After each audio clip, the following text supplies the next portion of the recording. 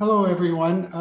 This is Victor de Munck from Vilnius, and I think this is our 10th or 11th, I can't keep track anymore, Zoom conversations in anthropology.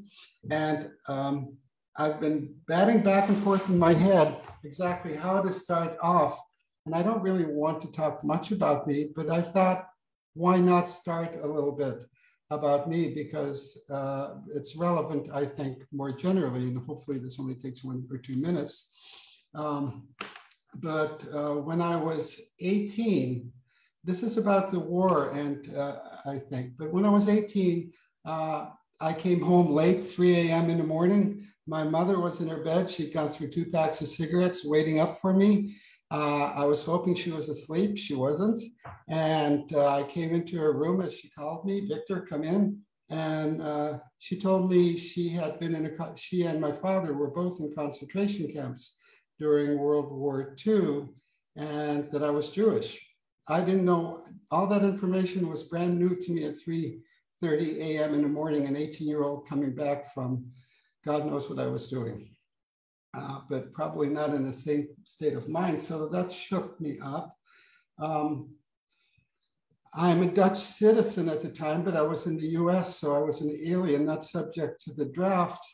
But of course, I was involved in, everybody during that time was involved one way or another in the Vietnam War. I ended up in jail for a while, not for anything bad I did, but something bad police did that I won't go into.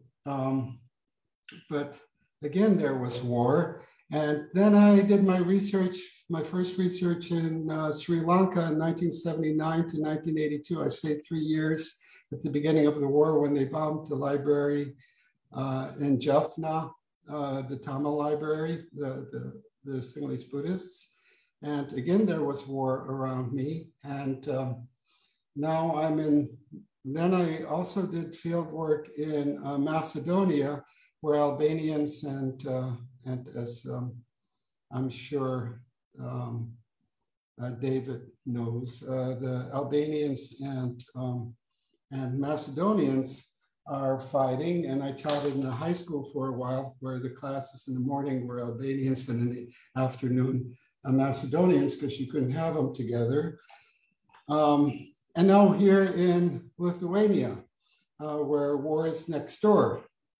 And what I find interesting is that wherever I've been over my 73 years of life, war has been there, but I've never given it a thought. I mean, of course I've given it a thought and thought the normal things that everybody thinks about war, that it's horrible and how do we stop it? But I didn't give it deep thought. My research is on love, and I know most of the love literature I know, and I think deeply about that. I think about theory, and I think about all sorts of things.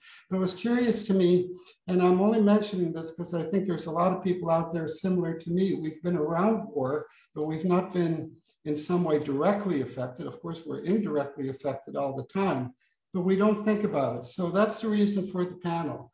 I began to think, well, you know, what an ass and what a fool I was for never really realizing this reality that was part of my environment that I ignored because it's not a fun topic to think about. And that's one of the reasons for the panel. And I think there's other people out there who probably have a similar kind of life story. Now, I want to say a few preliminary things before we start.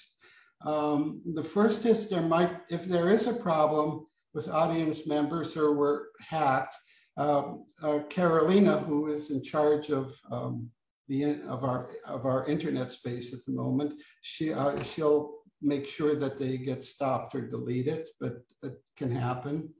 Also, we're in touch with 2 anthropologists who live in Kiev.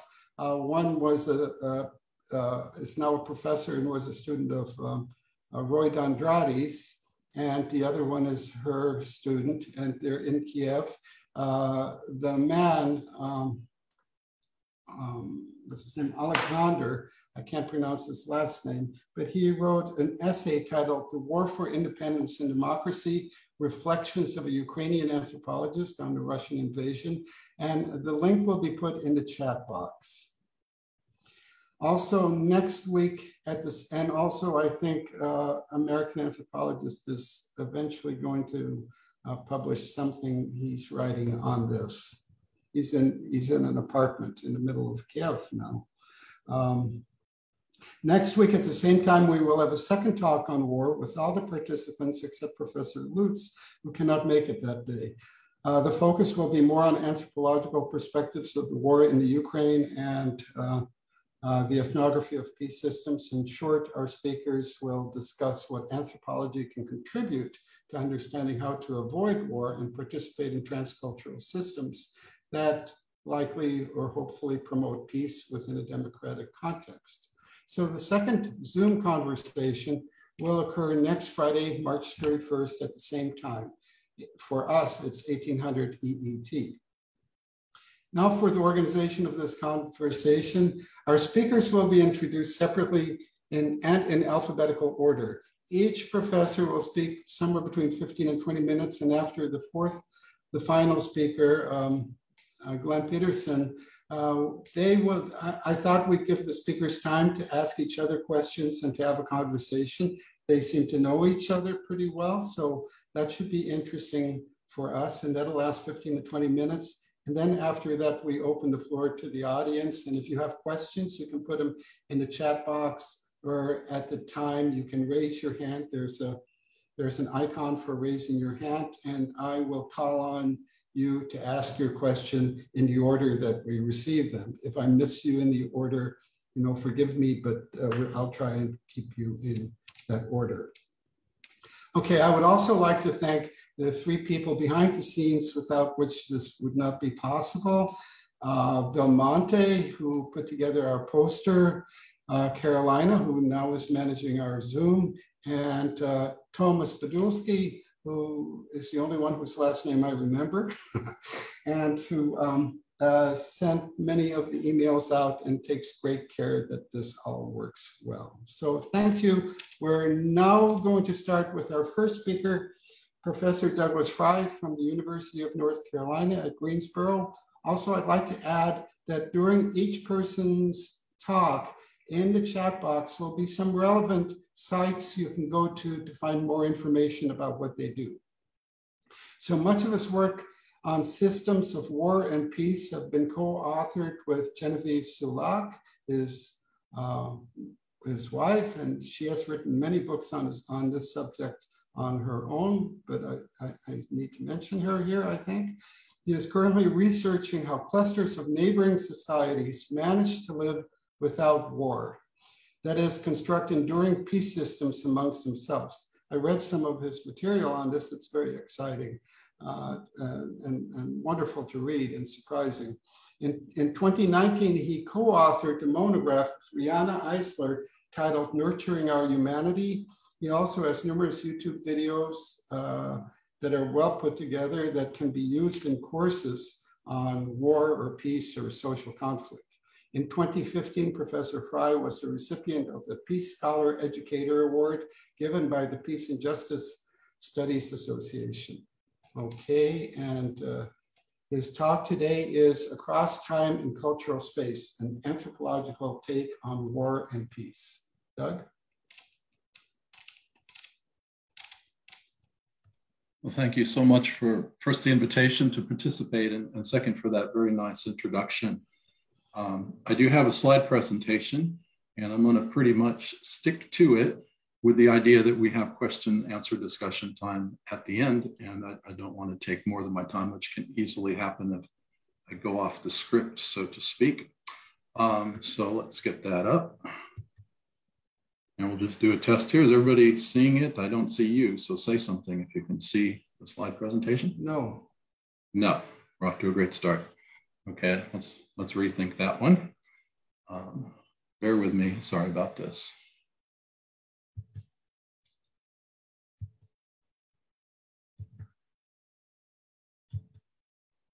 All right, how about now? It's coming, yes.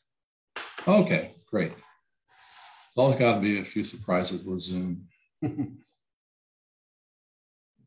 get this full screen. Yes.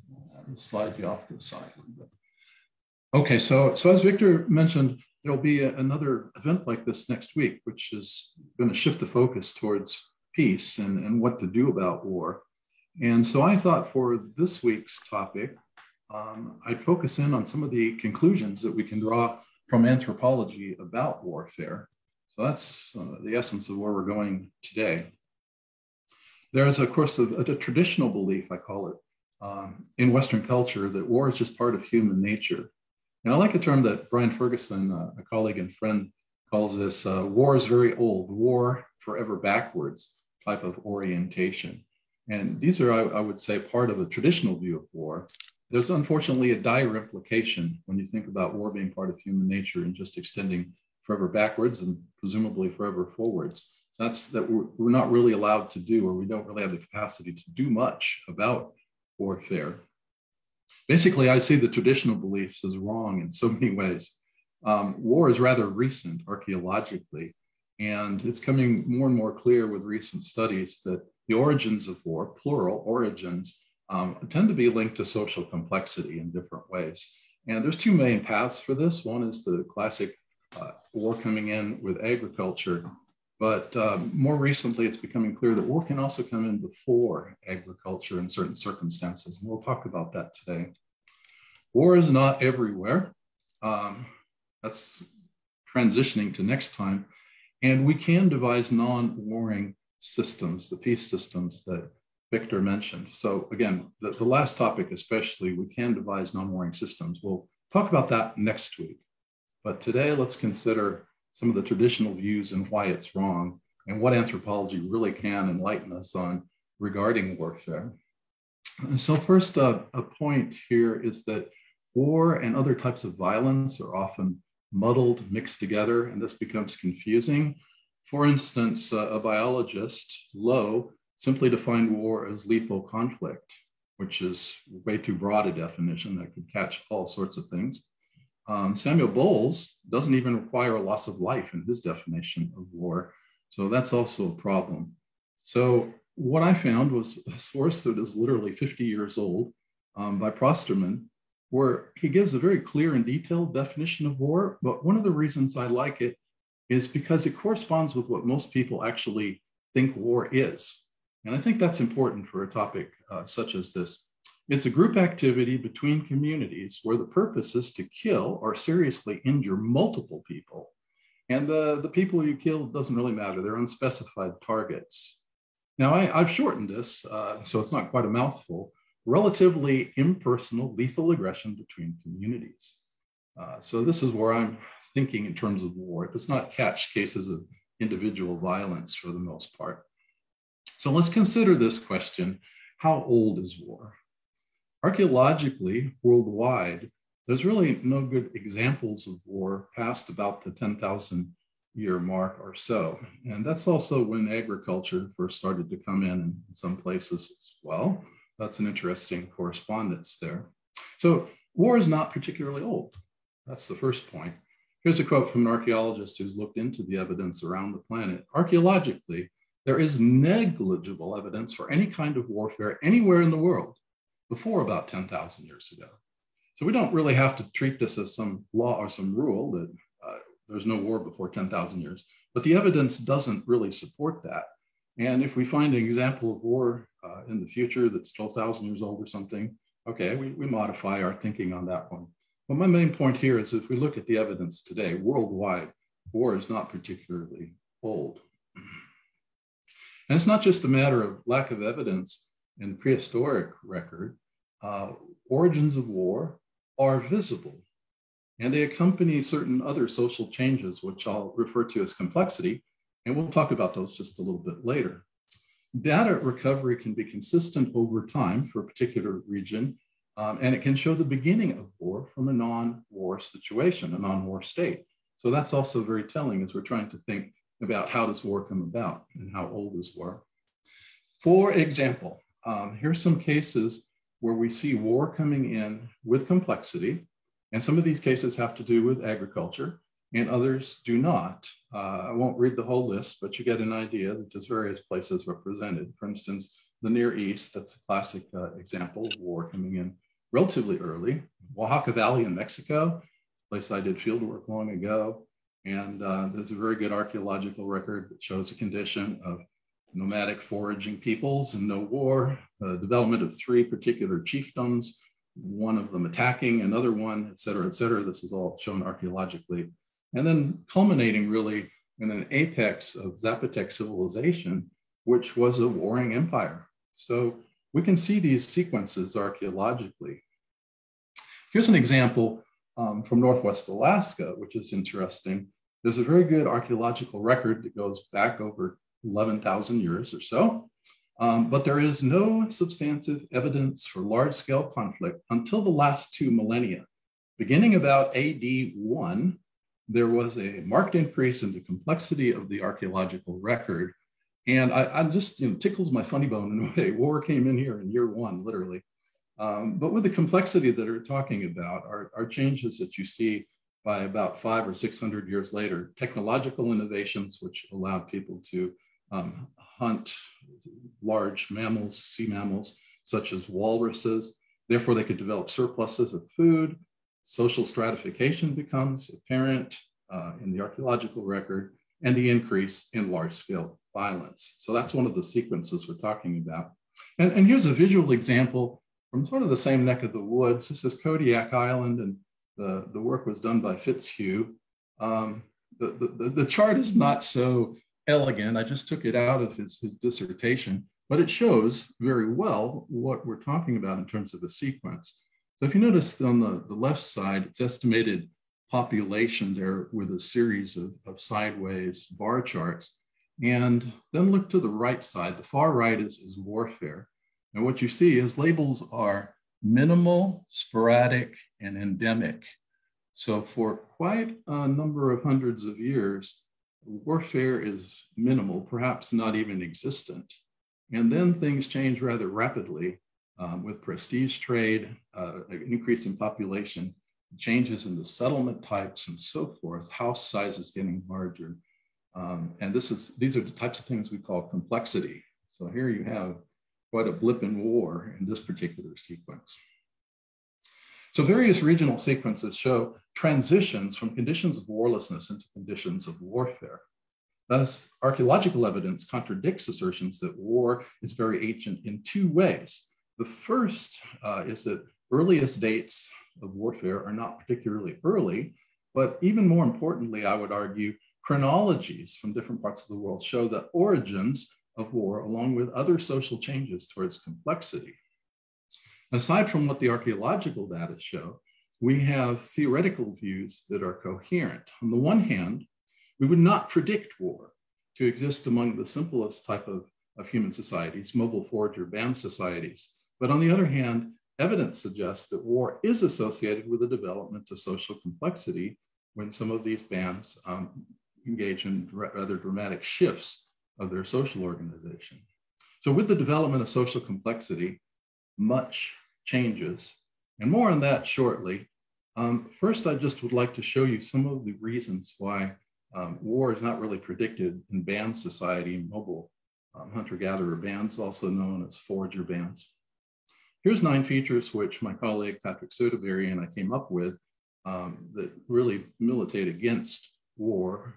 One is the lack of leaders with authority to command or give orders. These bands tend to be very egalitarian in ethos and in practicality. Band membership is flexible and in flux with shifting composition over time. So if you think about that one for a second, you see that the idea of discrete groups that would fight with each other is problematic when you start taking their actual social organization into consideration, meaning that there are numerous links of kinship among different bands. There's a very low population density for this type of society. So literally they're spread out. It might be hard to, gather them all together for a party, let alone a war. Also, the small group size is something to consider. If some of the group are women, adolescents, children, and then some are adult males who are the typical people who engage in war when we see it ethnographically, there's just not that many guys out there who could fight. Also, and this sort of relates to a couple of the other points, the social networks are extremely personal or egocentric, which makes it hard to gather a group of people from the same kinship group, which are usually lacking in this type of society. And then we have value systems that favor egalitarianism over hierarchy, individual autonomy over taking or giving orders, and cooperation and sharing over militarism, hoarding, dominating, these types of behaviors. And again, this is a generalization based on reading worldwide ethnographies on this type of society, and these patterns emerge very strongly. A lack of stored portable goods that you could plunder. That's another reason why you would not expect war. And finally, the rarity of social segments such as lineages, which could facilitate war. So there's just a whole host of reasons, and there's probably a couple of other ones, why you would not predict war among the earliest, simplest type of human society, the nomadic band societies. In many places, in many early times and places, the absence of war is theoretically consistent with the absence for the preconditions of war. Brian Ferguson puts it that way. So let me give you just the highlights of a study that I did with Patrick Sotoberry a few years ago. It was published in 2013.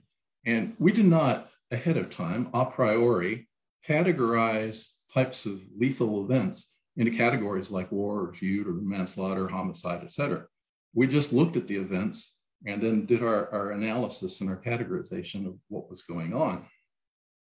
So we looked at all of the cases of lethal aggression in a particular sample that we did not choose, which is another important point. It's called the standard cross-cultural sample, and there's ways to determine which are the band societies of interest. So I'll recap some of the key findings on this study, and then we'll compare those findings with what we more recently have looked at for more complex types of societies and reach some conclusions about how war originates.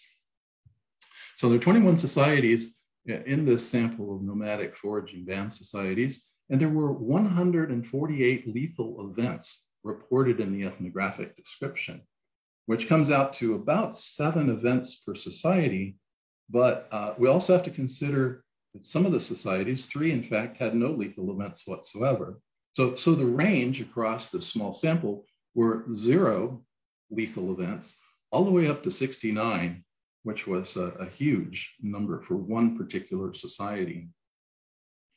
In our findings, it's very significant, I think, that a majority, 55% of the lethal killing events involved just one person killing one other person, one killer and one victim, in other words. And then we have the possibility that there could be more than one killer killing one victim, and that was another 23%. And so you're seeing here sort of the breakdown. The one situation or category that might be war, but certainly it's not always war, is when more than one person kills more than one victim, and that happened to be 22% in our sample, so less than a quarter. But we need to look more deeply, and that's what we did. And if you recall our definition of war being between different communities, a substantial number of the killings, at least 36%, took place within the local band itself. So for instance, this involved brothers killing brothers, father killing a son, mother killing a child, in-laws, husbands, wives, these types of relationships where one person was a killer and one person was a victim. So that certainly doesn't sound like war. 6% of the events involved husbands killing wives. And it's just interesting that males were by far more common in killing events, either on their own or with others. Only 4% of the events involved women as killers or co-perpetrators of a lethal event. Here's another way to look at our data, which I think makes some sense. These bar charts show only the cases where there was more than one killer, more than one perpetrator. So there's 2 conditions. You can have more than one person killing more than one victim, or you can have more than one person killing only one victim. And you can see that not all of the societies had any of these cases. Obviously, if you're talking about war and you have multiple people involved, this is again showing that war is not standing out necessarily as something that's dominant. So in this previous chart, it basically showed that 10 out of the 21 societies had no lethal events committed by multiple perpetrators. So that's almost half. Overall, when all cases are examined, most instances of lethal aggression can aptly be called homicides. A few others could be called feud, and only a minority actually fit the definition of warfare. So that's a very interesting finding. I think a very important finding. It contradicts the idea that the simplest type of society is warlike. And as I mentioned, there's theoretical reasons for predicting this, and there's data that now bear this out. The findings do not lend support to the belief that war is millions of years old either, since this is the type of society, roughly, that humans have spent most of our time on the planet living within. Mobile forager band societies as a social type possess many features that make war unlikely. And in fact, the details of these lethal events show that war is uncommon. Furthermore, most lethal events are dyadic and interpersonal when you get down to the reasons for them. So now we're going to turn our attention briefly to this idea of complexity and see what some of the factors that do go along with the origins of war.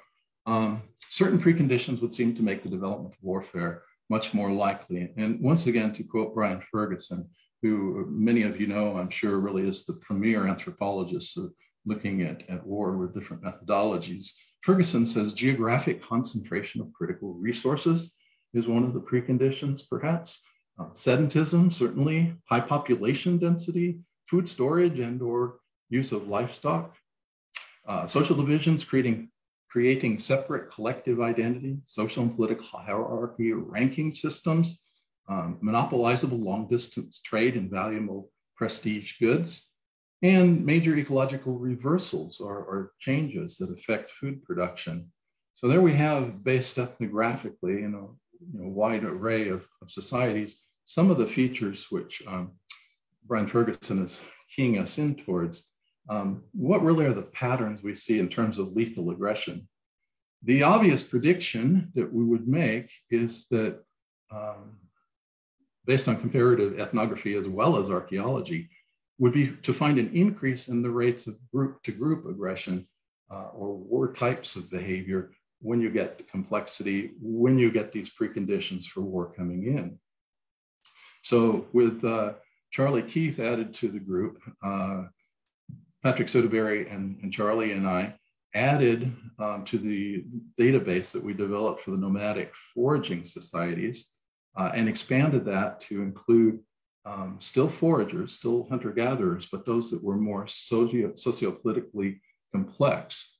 And the key criteria for complexity to define this group is that they're not equestrian, so we do not consider mounted hunter-gatherers, and they're settled and or socially stratified as based on codes that exist in the ethnographic atlas and so forth. And we drew upon data published by Louis Binford, famous archaeologist, and also by Murdoch, famous ethnographer, to analyze complexity in relation to lethal aggression. And I'm just mentioning this, again, we're trying to be as methodologically pure and not put ourselves in a condition of being accused of cherry picking our cases or our literature we look at. That's why we're using codes and data published by other researchers. The central goal was to focus on lethal aggression, that is interpersonal, intergroup, whatever type it is, lethal aggression across the forager sample. We wish to investigate empirically whether the mobile foraging band societies and more complex foragers would in fact engage in different types of lethal aggression. And I'll just show this slide, no need to try to memorize it, but the pattern is we've got in the first category, mobile forager band societies and the complex foragers on the right. And for the first variables, except for the last two, you've got more social class distinctions for complex foragers. You've got social systems with stronger developed leadership, again, for the complex foragers. All the numbers in the right-hand column are larger until you get to the last two. Interestingly, there's much more reliance on fishing. That's very important. Population density, again, higher. So some of the same variables which Ferguson was generalizing about, we found empirical support when we actually looked at the numbers. Now, the last two are what you'd also expect with complexity, but they're just negative relationships. In other words, sometimes the small bands come together, and that's actually creates a larger number for mobile foragers than it does for complex foragers, where they live in villages and hence don't come together. So there's little tricks to the data that you can sort out. What we were able to demonstrate with our numbers, even with a small sample size, is there is something called a complexity complex that consists of differences in social class, more leadership. Again, fishing comes in strongly here as a variable, reliance on fishing in the diet, and being settled down. So again, with a very small sample size, these are really impressive correlations showing, again, our interpretation here, obviously, that we're documenting a complexity complex, which is very different in some of these societies than it is for the nomadic foraging band societies. So war and complexity. Turning next to lethal aggression, we see that in fact, group-to-group lethal events correlate positively with a variety of the complexity measures. And again, the thing to focus on here are the different types of possible lethal aggression. One person killing one person, more than one person killing one person. Third column, the important one. The significant results are in color with an asterisk. More than one person killing more than one person. And those are the ones, if you look at the whole table, those are the only features that were significant.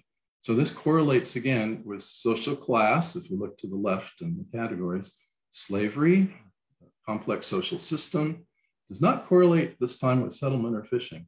It does correlate with population density. So very interesting. What it's really telling us in plain English is that the complex foragers have more than one person killing more than one person. Some of those activities are certainly warfare than occurred among the nomadic forager sample.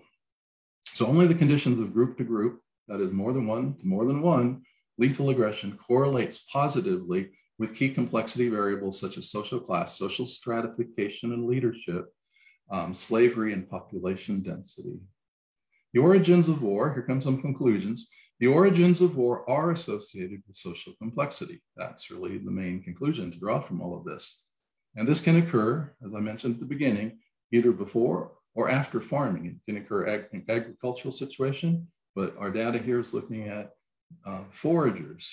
So it can occur with foragers or with agricultural communities. The archaeological and nomadic forager data are in correspondence with the rise of warfare along with social complexity recently during the Holocene, the last 10 to 11,000 years or so. The archaeology shows first, only recent evidence of war. Second, a paucity of war among nomadic foragers, that oldest type of society. And three, many examples of the origins of war in association with the sequential development over time of social complexity. So correspondingly, data on foragers show a paucity of war among mobile forager band societies and an association of war with social complexity. So I think we're really honing in on what really are the origins of war. And this is relatively recent in some way anthropologically, and in another way, anthropologists have been writing about these things for quite a while.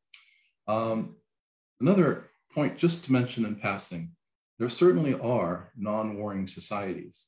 So again, this helps inform our conclusions about human nature and why it would also make sense that we would not necessarily expect war to be going forever backwards in our human lineage. So as I mentioned, next time we'll pick up the theme of peace systems. These are neighboring societies that exist as clusters that don't make war with each other, and sometimes they don't make war, period. So there'll be more on peace systems next week and really explore the implications for preventing and eliminating war. And just one plug, it may already be in the chat. I don't know if Victor was going to put our film in there, but my wife Genevieve Suyak and I had just produced an 8.5-minute short film called A Path Away from War. And if ever there was a time for a film like that, given current world events, it's certainly now. So we'll come back and talk about peace systems next time. Thank you very much.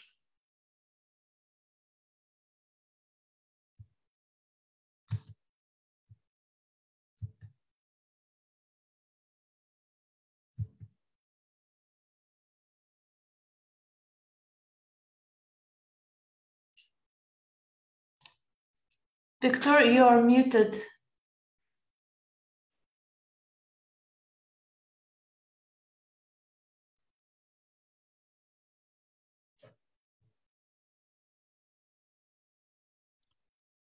Sorry, I was telling myself over and over to unmute myself and I forgot. But I think I did put it in there, Doug, but you can check. And if it isn't in there, please add it. Okay, in the link, in the chat link. Our next speaker is David Henig from the University of Utrecht, the Netherlands. His research area was in Bosnia and Herzegovina, and his focus was on, it's a little bit similar to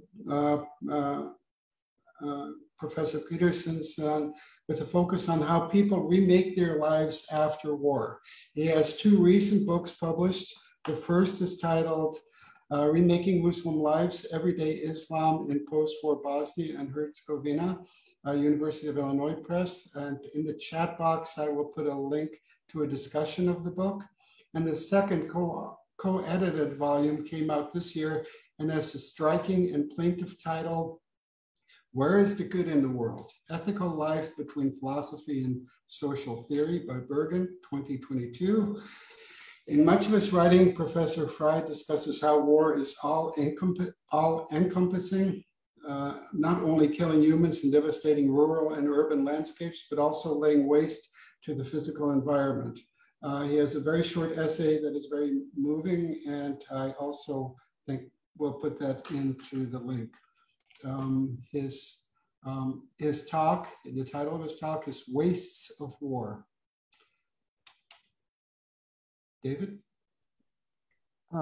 Thank you, Victor. Thank you for your kind introduction. Thank you for organizing this event and also for inviting me to take part in it. Since my talk is very short, I wasn't sure how to frame it, so I can also say very briefly something about myself, what I didn't plan to say, but I also don't have, I thought, the direct experience with war, but I actually, since the war started now, I realized or reminded myself that I actually grew up in the shadow of a Soviet military base in my hometown in former Czechoslovakia, now Czech Republic, where we actually did have a Soviet military base that was there for 23 years. So I actually realized how our lives in Central Europe are or have been for a long time entangled in what's going on at the moment. So that's a kind of footnote to what I'm going to talk about today. Anyway, so it is an honor to be part of such a distinguished panel of speakers whose work I have read for a long time and I admire. But I also wish the circumstances that brought us together here were different. Many of my Ukrainian friends and anthropological colleagues are fighting for their lives or have become refugees as we speak. And my thoughts and actions have been with them over the last few weeks rather than with this paper. So I do apologize in advance for a rather patchy presentation. As the title of my presentation, Wastes of War, indicates, my talk and work in general is primarily focused on the consequences of wars rather than on their causes.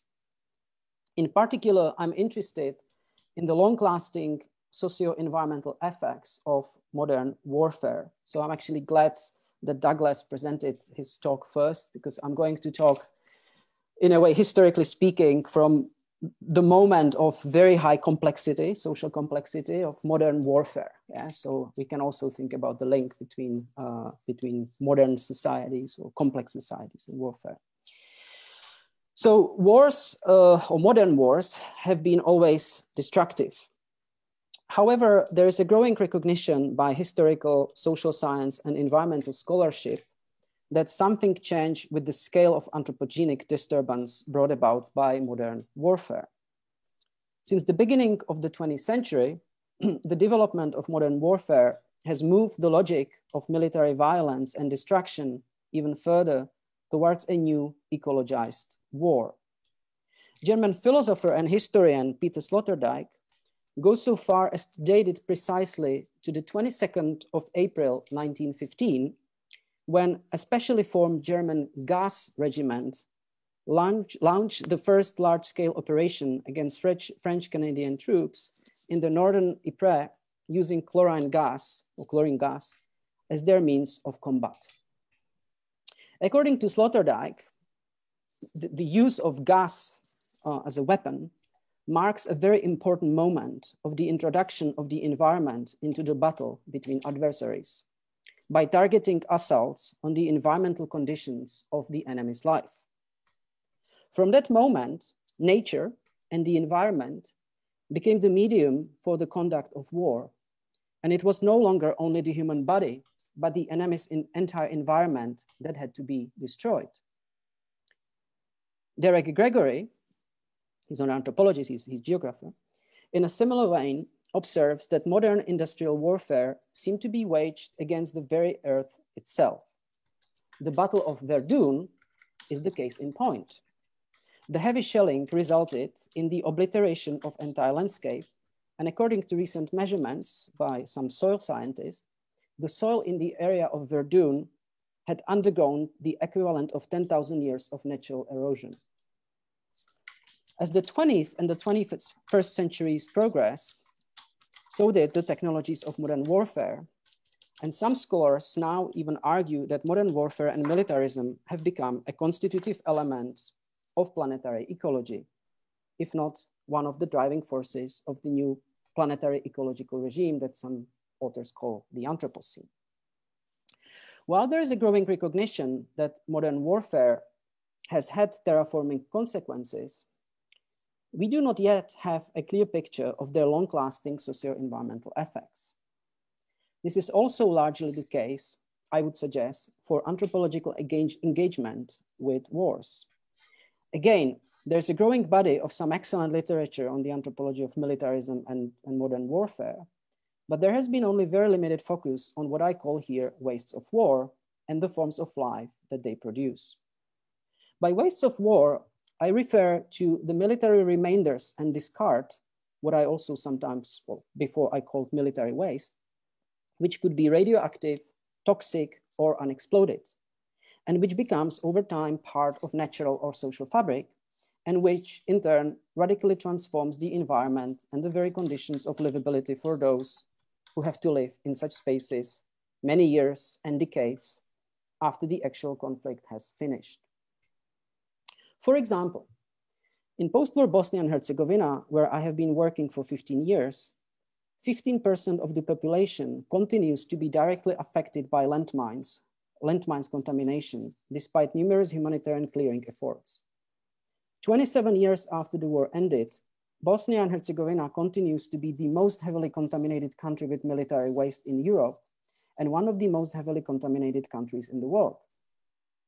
There are 9,185 defined micro-locations of contamination, 9,205 minefield records, 4,500 mine action projects still to be implemented, and officially 120,000 landmines and unexploded ordnance still to be found. When you talk to the miners and people living in these areas, the actual estimate is much higher, and the conclusion I often hear is that no one can ever fully clear it anyway. Most of these micro-locations are in rural areas where the levels of contamination are particularly high for the forested, 63%, and agriculture, 26% land, on which the local communities are heavily reliant. These areas are also increasingly prone to soil erosion that make them more vulnerable to an increased number of floods in the country. There were 3 large floods in the last 10 years. So in the past decade, there were, as I said, 3 floods of large magnitude, which caused numerous landslides in the areas contaminated with explosive wastes of war. As a consequence, many minefields shifted to previously uncontaminated areas, creating new dangerous zones of this post-war landscape. But Bosnia and Herzegovina is no exception in this global story of explosive military waste. More than 60 million people worldwide already live in areas contaminated by explosive military waste, with thousands dying or being maimed by landmines or improvised explosive devices every year, whether in the active or former zones of conflict. And the list goes even further when we include the radioactive and toxic wastes combined with explosive or unexploded remnants. Indeed, the contaminated and toxic soil of the no-go zones of the Great War battlefields of Verdun in France, as I mentioned, the ongoing consequences of nuclear bombing, testing, and fallout worldwide, of Agent Orange in Vietnam, of depleted uranium in former Yugoslavia, of depleted uranium and phosphorus munitions in Lebanon and Iraq, of landmines and cluster bombs in Laos, Cambodia, Colombia, Afghanistan, and many other places, the toxicity of burn pits in Iraq, all increasingly studied by anthropologists, offer unprecedented narratives of the long-lasting socio-environmental aftermath of wars. Since 2014, we can also see Ukraine added to the list. So far, it has been mainly landmines and cluster munition, but with the ongoing Russian aggression, scorching the cities and increasing threats to use nuclear and chemical weapons, the effects of this war will be felt for generations. There are, of course, also many uncertainties at play. In the recent article published in the Washington Post, Kate Brown, who is the author of a brilliant book on Chernobyl, The Manual for Survival, and Susan Solomon, reminded us that while military strategists routinely target electrical grids and power plants to incapacitate the enemy, in Ukraine, we see for the first time an invasion of a country that derives more than half of its energy from nuclear power. However, they also remind us that the reactor containment buildings have never been stress tested for blows from heavy artillery or missiles and for war. When I heard that Russian forces took control of the Zaporizhzhia plant, which is the biggest Europe's nuclear plant, and that the Russian army had placed landmines around the plant's perimeter, once again, I couldn't help but think about the long-lasting effects this will have. Interestingly, in January of this year, I had an email exchange with Kate Brown about my work on landmines and her work on Chernobyl. She told me how the Pripyat marshes, where Chernobyl is located, people still unearth military waste from both world wars. And she added something along the lines that wastes of war are an epilogue that doesn't end. Which is an apt observation that brings me to the conclusion. I could probably draw several general points that we could discuss, but I will mention just one for now. What I hope I have been able to illustrate here is that the anthropological study of wastes of war problematizes the distinction between the war and the post-war, especially for those who try to rebuild their lives in the rubbles of such wasted, scorched, and destroyed environments that continue to be deadly years and decades after the conflict is officially over. Thank you. Thank you very much, David. Our next speaker is Catherine Lutz. And by the way, if you have questions for them, put them in the chat link so that we can store them and ask them after during the open floor session of this meeting. Okay, Catherine Lutz is at Brown University. She is the Thomas J. Watson Jr. Professor Emerita of Anthropology and International Studies.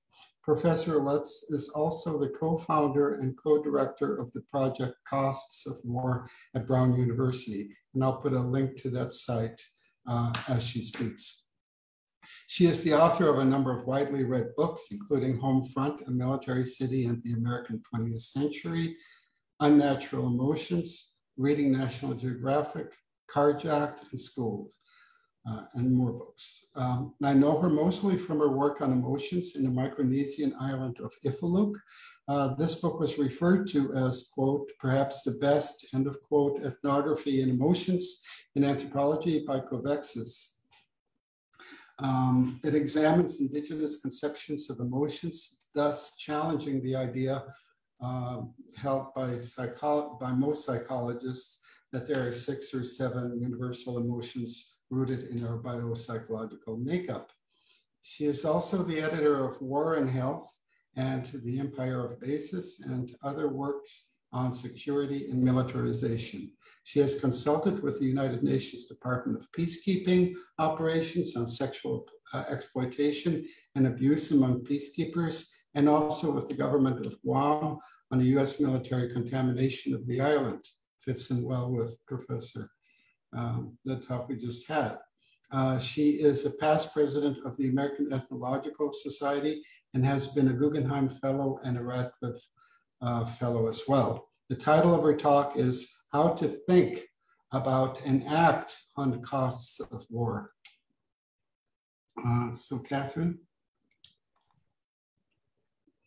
Thank you so much, Victor. That was very kind. And I want to just thank the last two speakers, people whose work I deeply respect and have used in my teaching, who have just really done a wonderful job of laying out,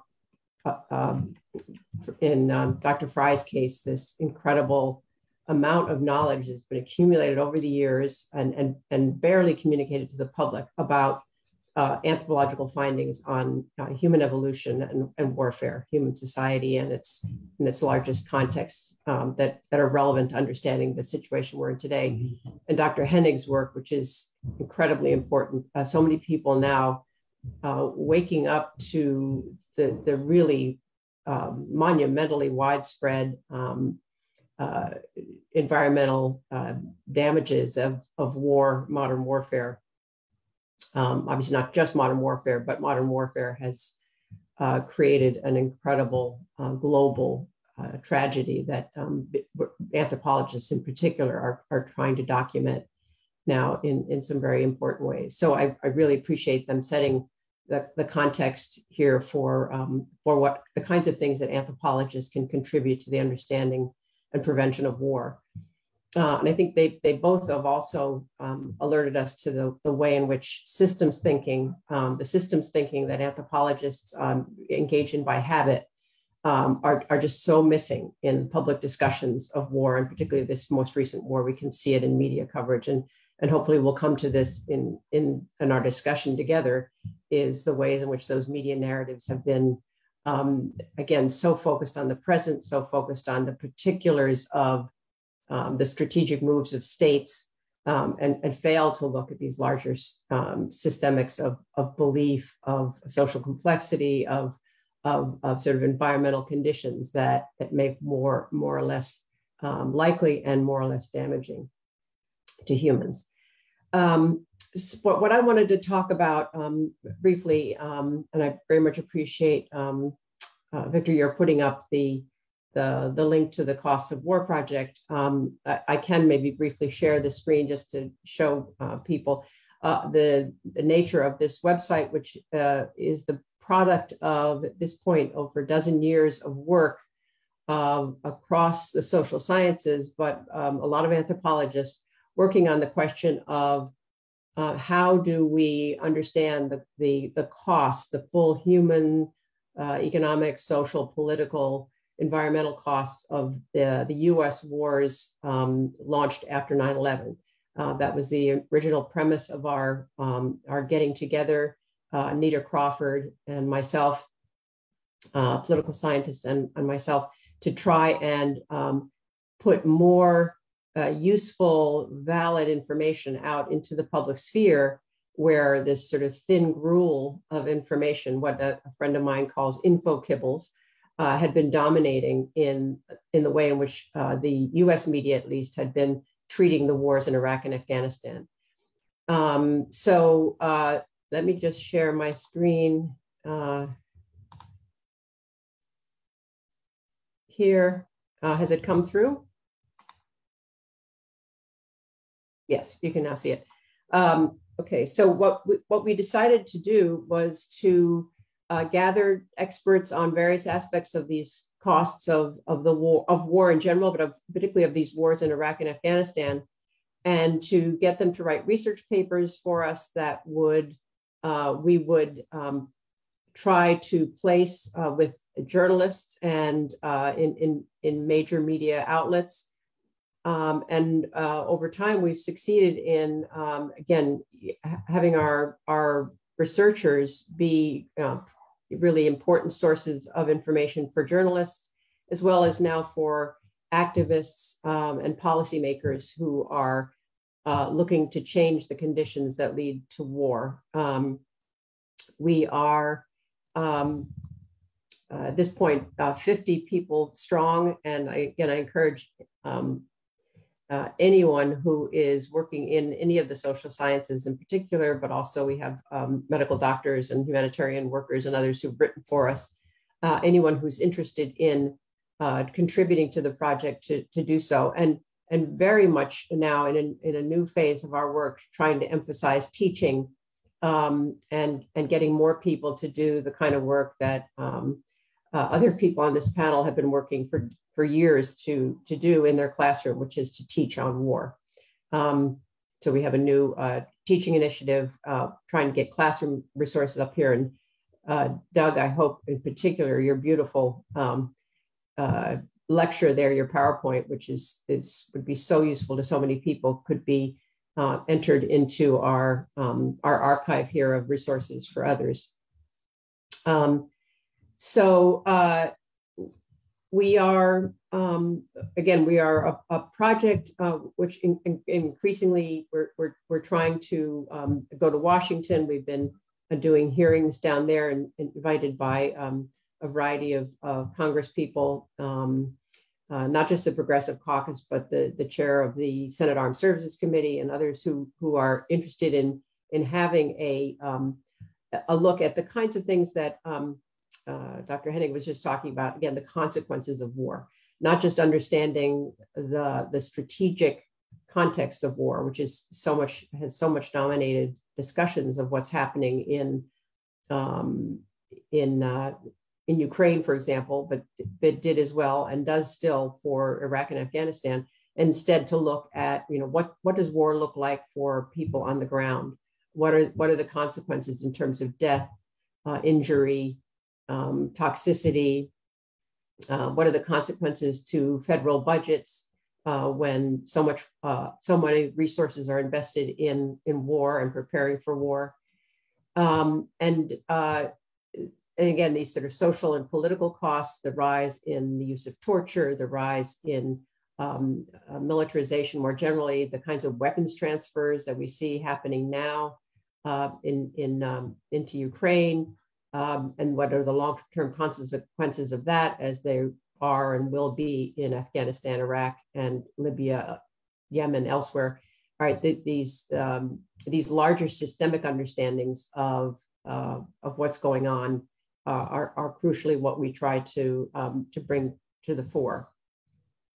Our model for how we do our work is again very much focused on getting anthropologists and others to write less in academic language and more in an accessible public language, so that the work can have the most impact. But again, they're very much rigorous scholarly work that gets done.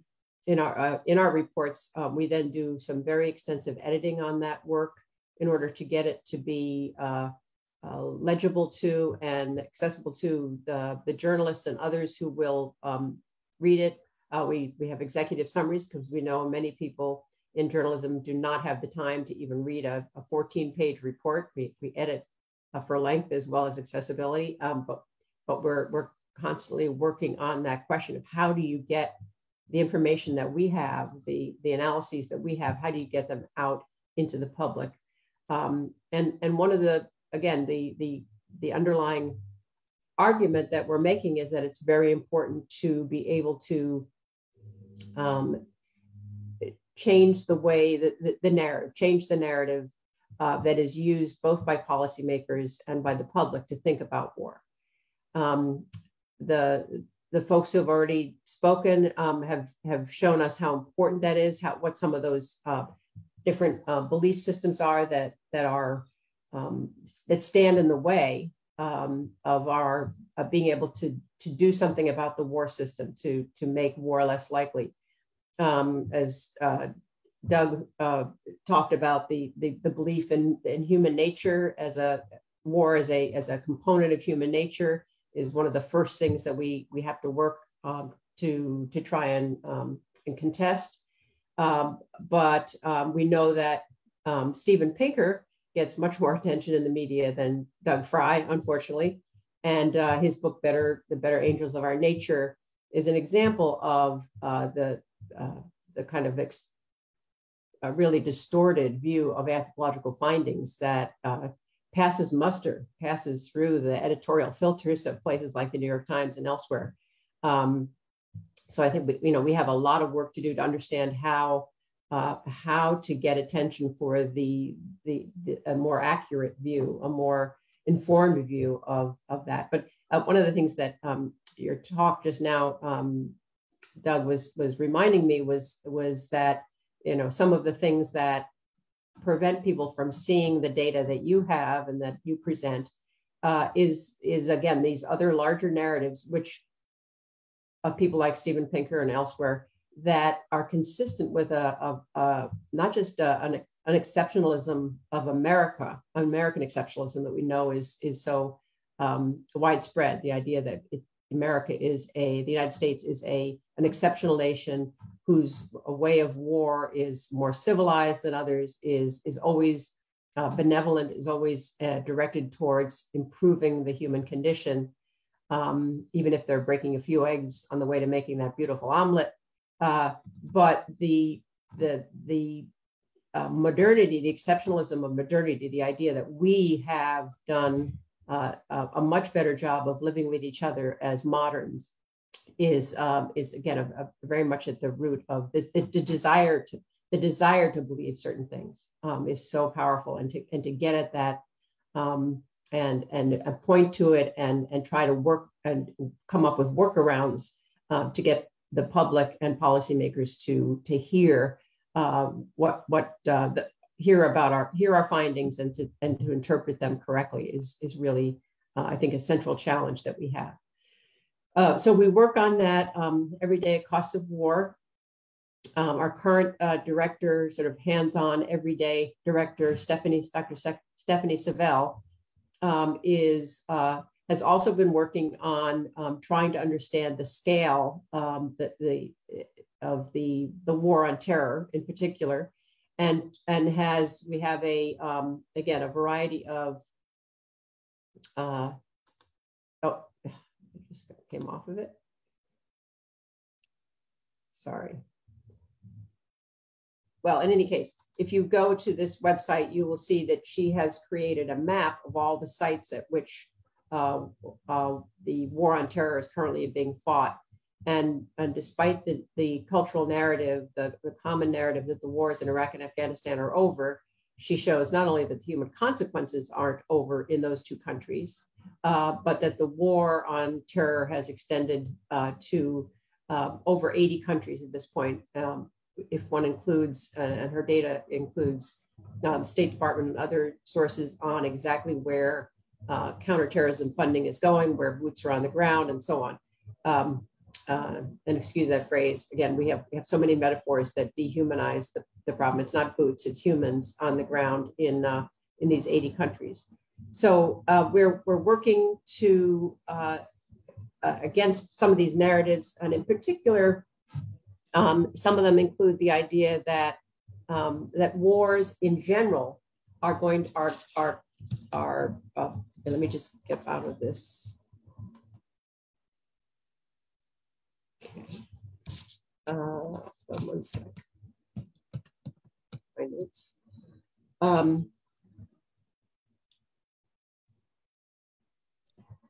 Excuse me, I'm trying to make sure. Okay.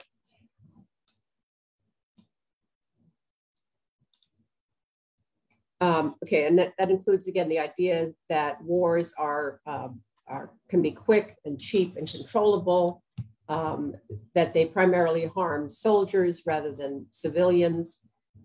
Again, these are some of the cultural beliefs that we're contesting, and that war generally works to achieve its desired aims. So again, looking at media coverage of the war in Ukraine, there is this sort of somewhat incredulous tone in some of the media coverage about the fact that Putin's war is failing to achieve its aims, as if that were unusual, as opposed to quite the norm. So again, we have these narratives structure the responses to war that we see today in Ukraine. So I think some of the beliefs that we're trying to point to and then undermine undergird some of the most prevalent sound bites about the war on terror. You know, again, the idea that now that the troops have left Afghanistan, that the war is over, that those people who died in Afghanistan and Iraq were primarily soldiers, that those 7,000 US service members who died were the primary victims, as opposed to the 1 million or more and more who died as direct casualties of those wars, who are mainly civilians and other combatants. The idea that the US military presence in the Middle East and elsewhere is a necessary security measure, and that these sort of massive levels of military spending are necessary in order to keep the US population safe. And again, there's just a general feeling of detachment, there has been for 20 years, from the violence of those wars. It's something that I think in the name of, again, counterterrorism, of the idea that these wars have been effective in keeping Americans safe, fighting them there so that we don't get IE overseas from the US, so that they don't come to the US and wreak violence there. The idea that that has worked is a powerful narrative, even though in fact we know that there are more armed groups using terror tactics today than there were when the US began those wars. So we're working to overturn those judgments. And that, again, is something that has allowed the US military budget just in the last year, since the wars in Iraq and Afghanistan are winding down, has still allowed it to be increased dramatically. And it's increased, again, and it seems poised to increase even more as the US argues that its military spending is inadequate to cover the costs of transferring arms to Ukraine.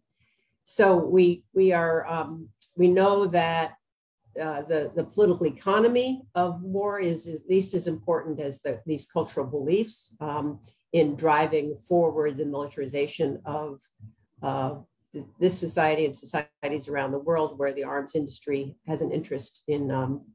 Again, when I listen to the coverage of the war in Ukraine, I hear the word Stinger and Javelin so often that I've started to just say cha-ching in my mind as I hear the stock and see that Raytheon stock, other military industrial stocks have jumped in price as the war in Ukraine grinds on. But the one thing that is quite hopeful, I think, about the media coverage of the last month or more has been the focus on the human costs of these wars, to show the humans and the true nature of war, that civilians are the main victims, that it just simply devastates the lives of individual men, women, children, in ways that, again, are becoming much more palpable to Americans. And the point, I think, now is for us to use our anthropological tools to help people to think through not only what to do now, but how to think systemically about how we got to this point. How did Russia become such a militarized state? How did it become as undemocratic as it is now? What role did arms races and decades of the Cold War, what role did that play in us coming to this point where Russia is able to launch such a devastating and horrific attack on its neighbor? So I will stop there and look forward to our conversation. Okay, thank you very much, Professor Lutz. That was an eye-opener how much money we spend on militarization. And one wonders how Pinker becomes so, how his work becomes so effective, and people buy into Pinker's representation of how social complexity actually decreases war compared to Douglas's. Okay, our next speaker is Professor Glenn Peterson, who teaches at Baruch College, a part of the City University of New York college system. I think somewhere around 25 campuses are there. Professor Peterson is a Vietnam War veteran and writes that it was during the war that he decided to become an anthropologist. Like Professor Lutz, his early ethnographic research was in Micronesia, I think primarily Pompeii. He decided to do his research there, again, as he writes, and I quote, to atone for having fought in the United States colonial war in Southeast Asia. He worked undauntingly with Micronesians in their successful effort to achieve independence from the United States. And there are conflicting dates, I think, but in 1979, they wrote their own constitution with help, I think, from the US government on how to write it. He has written 5 ethnographies on Micronesia. His work examines how the island's chiefdoms rely on the indigenous forms of political strategies, knowledge, and structure to work around the essentially American Constitution they were required to adopt in exchange for their freedom. That's a quote from him there. Most recently, he has written on the Vietnam War in a 2021 book titled War and the Arc of Human Experience by Hamilton, I think a subsidiary of Rowman and Littlefield. I've begun reading the book. I'm about 1/4 through. It's hard to put down. And it is unlike any other anthropological book I have ever read. It is intensely personal and at the same time general for American, especially for American men his age. He is both one man and every man. This specific every man is at one time a 19-year-old boy who joins the Navy and later joins Alcohol Anonymous. He's a successful professor and had a daughter when he was 40 years old, and her birth, as he writes, changed his world. Excuse me, too much coffee. His exploration into his own life to reflect upon those who joined the military reminds me of Val Daniels' book, Charred Lullabies, in which the subjects of his writing lock away their horrible experiences, both because, well, how else to live with them besides to lock them up? And second, because there are no words to describe them accurately. Professor Peterson's book is written from 2 perspectives, that of a participant observer in war and as an anthropologist studying the effects of war on the individuals who fight. The title of his talk is How and Why Do You Fight When You Don't Know Why You're Fighting? Professor Peterson? Good afternoon, and thank you very much for that introduction, Victor. And I'd also like to express my gratitude to Ian Stoggard, who connected us. Mm-hmm. I'm an ethnographer, and I approached this current situation, which I think is properly called a war, the invasion of Ukraine, from the perspective of both an ethnographer who has devoted his life to trying to work with people of Micronesia to end colonial rule. I represented them at the United Nations. So I have a top-down view, but I'm much more concerned with the view from the bottom. I'm also approaching this from the perspective of a veteran, somebody who fought in Vietnam now 55 years ago when I was a teenager. And I find myself remembering a conference that I participated in a few years ago. It was at the United States War College in Hawaii, which brings people from all over East Asia and the Pacific. And it was on national security in the Pacific Islands. And when I finished speaking, I had so enraged the lieutenant general who was the head of the place. He couldn't even wait to walk around to the stairs leading up to the stage. He clambered right up onto the stage and grabbed the mic from me to rebut me.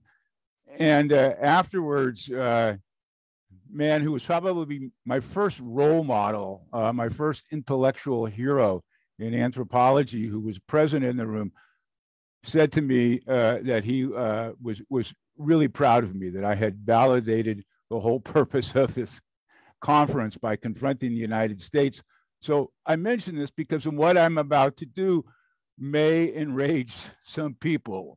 My concern at this moment, believe it or not, is with the Russian troops who are being sent in to fight in Ukraine. Why? Because I identify with them as an American naval flyer who was sent to Vietnam having absolutely no idea what I was doing there. I thought I knew, but I really didn't.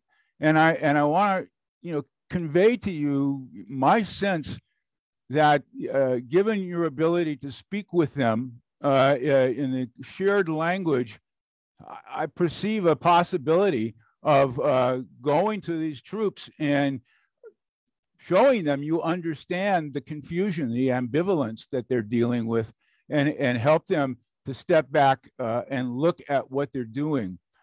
So in my book, I talk about a number of things that the common soldier, if you will, has to deal with in combat. We're talking about strategies, we're talking about various kinds of diplomatic international relations. I want to talk about this from the perspective of the people who are doing the fighting. And the first thing that I would talk about is the problem of how one perceives what one is doing when fighting in combat requires you to shut down almost every part of your perception and to focus it laser-like on a few things that are right in front of you so that you can't see what's happening to you, the context, and that allows you to do the job. And when you pull back from that, what you've learned is that this works for you. You're able to do your job by ignoring everything. And so you continue to do that. I perceive that as one of the things that troops bring back from combat that they're quite unaware of. In the book, I spend a lot of time talking about something that took me many, many years to understand. I call it everyday danger. Most of what people know about war comes from movies. Movies are cinematic. They are made to show action, to get butts in seats, to get people to watch, to rent eyeballs. Most of war is not an eruption of kinetic movement, but is day in and day out steady work at things that are also dangerous. And there's a process that I speak of as lamination, which is I went out each day, faced terrible danger, came back and knew I had to go out and do it the next day, and that I couldn't do it the next day if I thought about it. So I shut it out and I went back and I did it the next day. And over the course of 70 combat missions and numerous other kinds of activities, I built up a vast layer after layer of stress that I now carry around with me as post-traumatic stress disorder. I can't emphasize enough that what this results in is that in my everyday life, these things that caused me stress during the war, which were not cinematic, erupt and cause me great difficulty. I want to talk particularly about the confusion, the ambivalence of people who are in combat. This is my experience. I obviously don't know Russians, but I can't imagine that their situation is a whole lot different. As somebody who was in the military at the time of conscription, that there are simultaneous forces operating on you of growing up in a context which believes that the best thing you can do is to serve your country by fighting, and at the same time recognizes that you probably don't want to do that and forces you to do it. People in the military, the common soldier, in my experience, are profoundly ambivalent what they're doing. They're probably not conscious of it. What happens, and I see this with veterans constantly when I talk to Vietnam veterans, is that this ambivalence means that in one context, you're proud of what you did because you were acting on cultural mores that said that a good man does this, and you grew up knowing the dangers of nuclear war and what it could do, and you are, as I am, profoundly troubled by guilt for having fought in that war. And it depends on who you're talking to and what context, which leads me to the problem of reporters reporting on what combatants say. And I'm not suggesting this is not important. I respect the reporters who are putting themselves in places to be able to do this, but one has to recognize that people in combat situations are essentially incapable of recognizing what it is that they're doing. You have to shut down. You have to tell yourself that what you're doing is important at the same time that you're ignoring what you're doing. It's my experience from fighting in Vietnam that our government, the United States government, did very much what we keep hearing about what's going on in Russia, which is they controlled the news. They told us what was going on. We knew virtually nothing about the war except what we learned from our leaders. And so we proceeded with this killing that, as we drew back later on, we recognized was futile, which leads me to the particular job that I did and why it remains so stressful for me 55 years later. The people who were in charge of the US war in Vietnam were largely made up of people who had served in World War II. And a great many of them were, in fact, the people who analyzed the strategic bombing, it was called, of Germany and of Japan. And they knew, particularly in Germany, in Western Europe, that strategic bombing, with very few exceptions, was futile. And that the reason it was being done was to punish the Germans. And they knew that, and yet they went ahead and had me and the people that I flew with bombing North Vietnam, knowing full well it was an not unindustrialized country in which strategic bombing couldn't possibly work. They knew that the reason we were bombing, in retrospect, was vindictive. How dare you oppose the United States? We will show you, right? And that's what I see going on right now in Ukraine, is how dare you defy us? I talk for a moment about nationalism and what I thought I was doing to protect my country. And I look at this situation in Ukraine right now, and I see it as an absolutely perfect example of what Hugh Seton Watson called the Janus-based nationalism, which is nationalism, which is people struggling for self-determination, versus nationalism that is saying we deserve to include all the people who are like us in our country. We're going to grab this, we're going to grab that. And both of those facets of nationalism are taking place right now. Ukrainians fighting to preserve self-government, Russians saying, we are going to include you. It strikes me as an incredible example of a catch-22.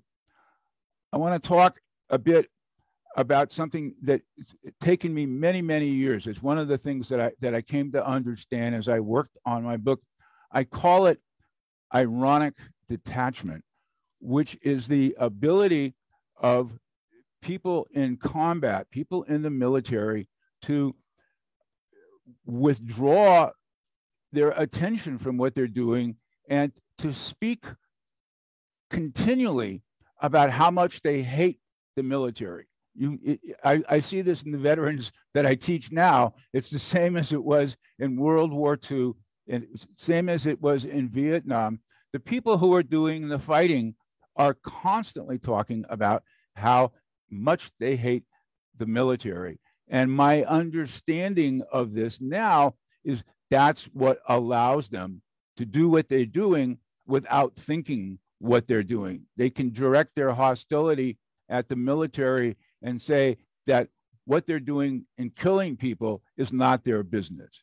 It seems to work very effectively.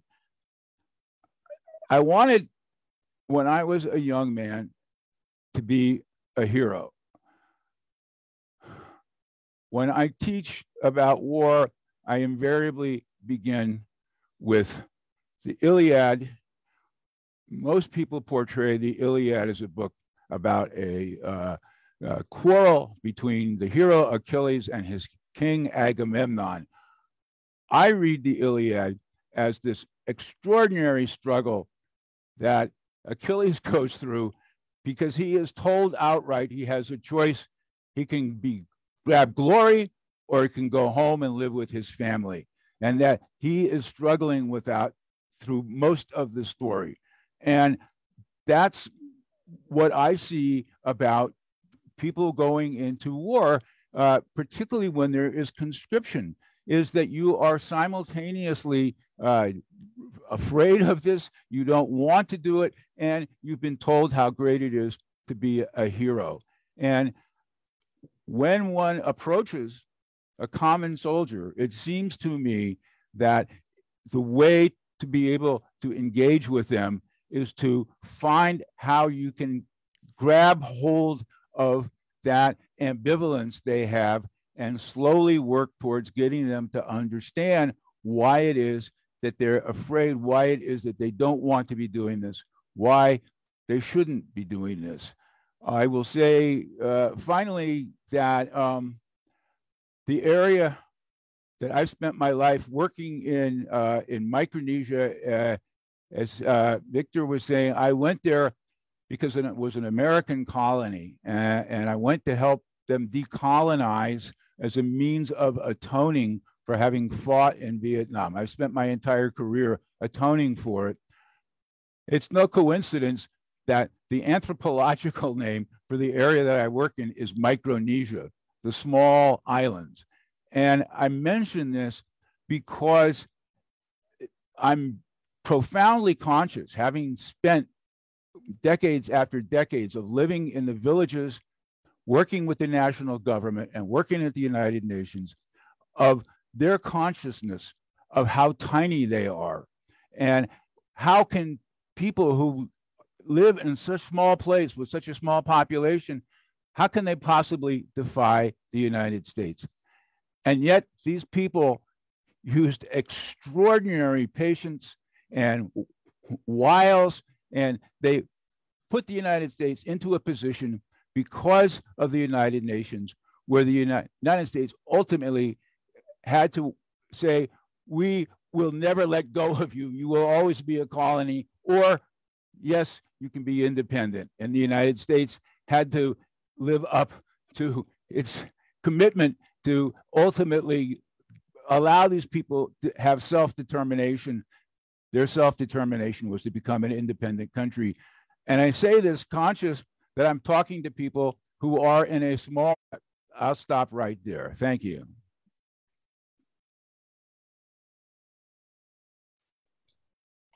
Thank you very much, Glenn, for that, for your talk and your thoughts.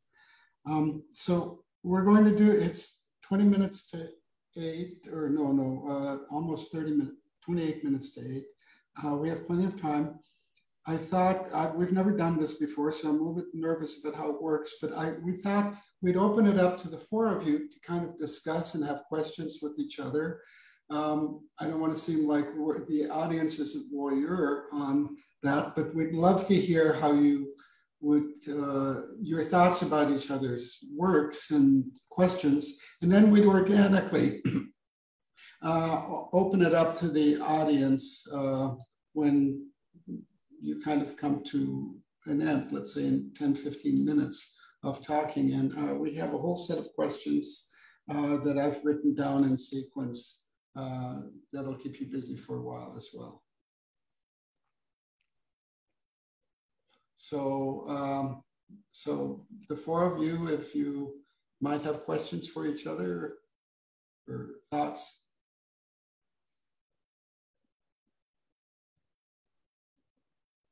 I have a question. I'm sitting here with a group of people who spent large parts of their careers studying war. I know, in fact, personally, only one other anthropologist who served in Vietnam. I know of no other anthropologists who were actually in combat. I'm wondering whether you know other anthropologists who were veterans who were in combat, because I would really like to meet some of them.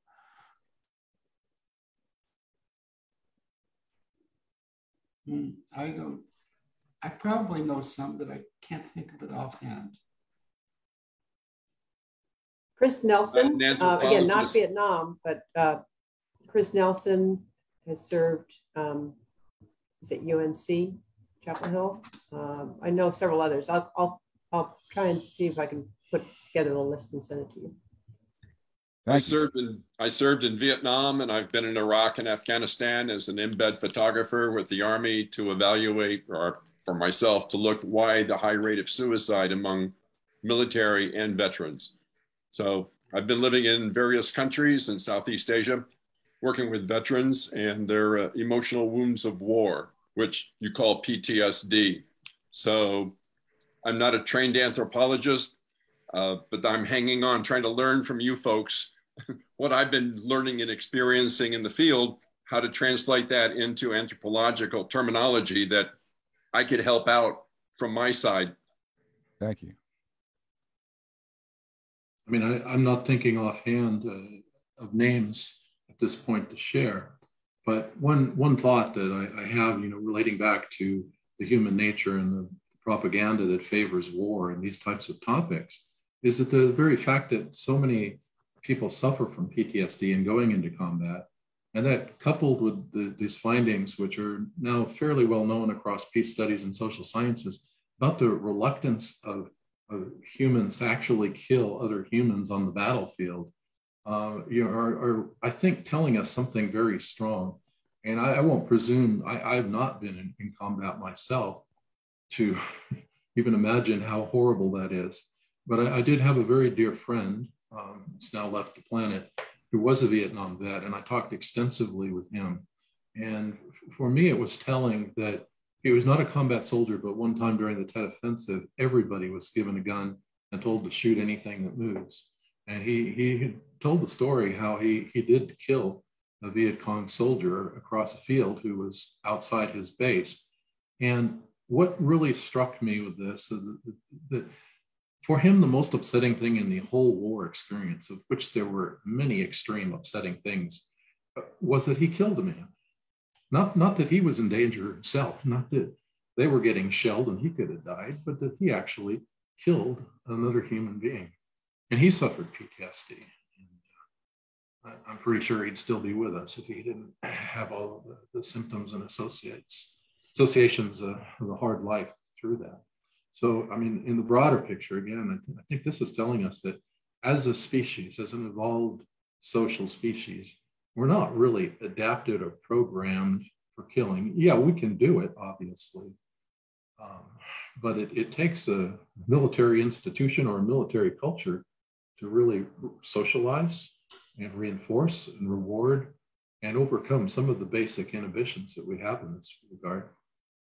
And more of a statement than a question. I enjoyed all of the talks. And once again, as I've felt many times in my life, I'm so glad to be an anthropologist and hear the anthropological thinking of my colleagues. It's always stimulating. And I thought this was quite a wonderful collection of papers with many excellent points raised. So thank you all, my fellow panelists, for that.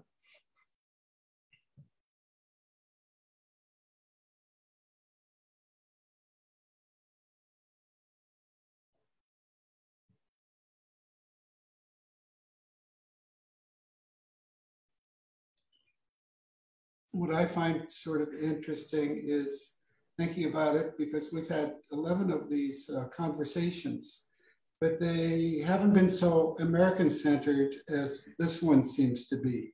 And when I thought about that, I mean, only David Henig is in the Netherlands, and I think he's from the US. No, you're not. But he's the only non-American in the panel. And what I think is Europe has been up to now a pretty peaceful place for since post-World War II. And America has been in numerous wars since World War II. And Douglas, so you have this this model of countries that are the systems of war and systems of peace, and some of the attributes or variables. But what makes America so much, aside from obviously the obvious difference, but what makes America such a military country compared to Europe? Well, I think. Oh. Sorry, Catherine. Sorry. Please no, go ahead. I was just just going to start by saying I bet that you had some thoughts on that as well. Please go ahead. Oh, just, I mean, I think, you know, the historians who traced American militarism often point to World War II as the point at which, or the lead up to World War II is the point at which the United States really started to invest heavily in arms and, you know, huge standing army. And that new book by Stephen Wertheim argues that what might have been a retrenchment in that process after World War II was reversed, not by the Soviet threat, but by a group of thinkers out of government, but with ties to government, who lobbied very hard for the United States to take advantage of that moment of devastation around the world and devastation of the British and others who were to be replaced, they argued, by the United States as not just a hemispheric power, but as a global power. And so I think that the answer to that question is very important and very complicated. But I think, you know, understanding the carry-on imperative that we now live with in the United States of the military-industrial governmental complex is you know, just really key. And I wish there were more anthropologists working on that, right? On that question of what does, how does the power of the military corporations, how does that work on the ground in Washington and elsewhere to suggest that, again, the federal budget should be invested, 2/3 of the discretionary federal budget in the United States should be devoted to military matters, which it is. So it's a historic process, it's a contemporary process with ethnographic possibilities for understanding not only how it occurs, but what activists, what advocates can do to poke a little bit of a stick into the wheel that's been turning for, you know, all these years since World War II. I think it's so interesting. People quote Eisenhower all the time on, you know, who coined that phrase, but I think one of the things that's so interesting is his career started in World War I, and he understood the difference between the US military of that era and the one that emerged after World War II, and said, you know, he could see it was not a normal situation, and he could see, like anthropologists argue, we try to denormalize the things that people generally can't see. The kind of process that Glenn, you just described on the individual level in your book, again, is just so brilliant. And as Victor said, you can't pick it up and you cannot put it down to follow your trail of insight into what happens in war.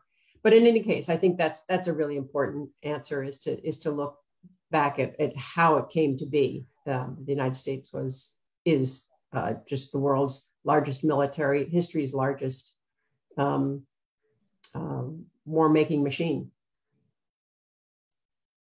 And agreeing with everything you said, Catherine, I would add that I see it as a very multidimensional, multifactorial process over these last decades.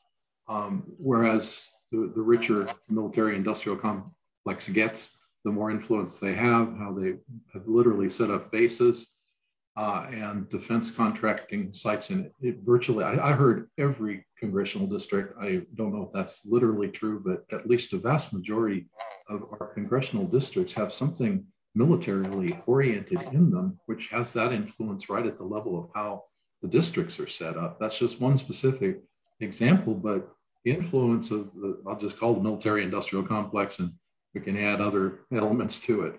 But those would be some of the factors as to how it perpetuates itself. And once you get that going, you've got the Hollywood story, as you pointed out, Glenn. We hear about war through the media. It's exciting, it's dynamic, it's heroic, and none of the good guys get killed type of stuff. We have a culture that is so supportive of militarism now that it's just a huge obstacle to trying to reduce the spending and reduce the war in this country as I see it. So I'll jump over to Europe.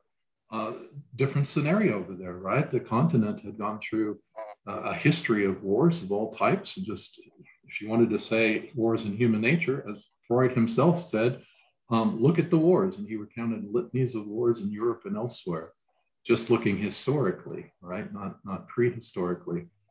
So there was a golden opportunity right after World War II in Europe. And Europeans seized that wonderful opportunity to make a dramatic change in their history, in their course of history. And that was to work towards integration. And European Union now is, of course, the outcome of that, and has been for a while. So if you look at why the European Union was set up, the primary goal, the prime directive, was to abolish future wars in Europe, on the continent. And in that, the European Union's been extremely effective. We use it as one of our 16 peace systems in our most recent article about this. Not that it's so long in duration, 70-something years, but that it is so successful. And it is a non-ethnographic example, which I think is very important to convince people that this type of huge change away from war to a peace system is possible. And so we also have a very clear written history as to the key players and what were their goals and their motivations and their techniques, and how did this come about, and who were the players. So I just see this as so hopeful. I mean, looking at any peace system provides some hope that they're not warring. How did they do it? Let's look at this carefully. But the European Union, if we're talking about nations and we're talking against a backdrop of what is going on right now in Europe, it's hugely important. My wife Genevieve came and showed me a picture. This is just as the war broke out, just as Putin invaded. And a protester was standing with a big placard, and it said, "Russia no, EU yes." And Genevieve translated this in her own language. And she said, they're saying despotism, totalitarian regime, hell no. European Union peace system, yes. And I think most people really can see that choice and know where they want to go. So it's a horrible, horrible tragedy with all these atrocities that are so unsettling and shaking up people across Europe and beyond to see this all going on. But I just hope that we could turn a major negative like what's going on with Putin in Ukraine into a positive, in sort of a rough analogous way to how the founders of the European Union took the devastation and the horrors of war they just experienced and vowed never again, and implemented changes to that effect. Thank you very much. I agree with everything you said.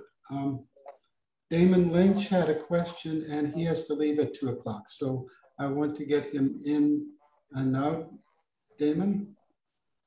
Oh, thanks, everybody. Doug, I have a question for you, and it's concerning what kind of analysis we could take from your splendid work and think about forced migration in the future, especially in the context of climate change. I suppose many are familiar with the work of John Paul Lederock, who is, to my mind, arguably the greatest peace studies scholar of his generation. And in 2019, while he was giving a talk at the University of Notre Dame, he posed an observation which I think is firmly within the fine feminist tradition. And it's also obviously very much an observation concerning climate change. And he said this, and I'll just quote him directly. He said, "I sometimes wonder if the best people to talk to for understanding what's coming in the next 60 years to the remainder of the century would be the young women who leave Honduras and by foot make their way all the way to the border only to be sent back down to Honduras.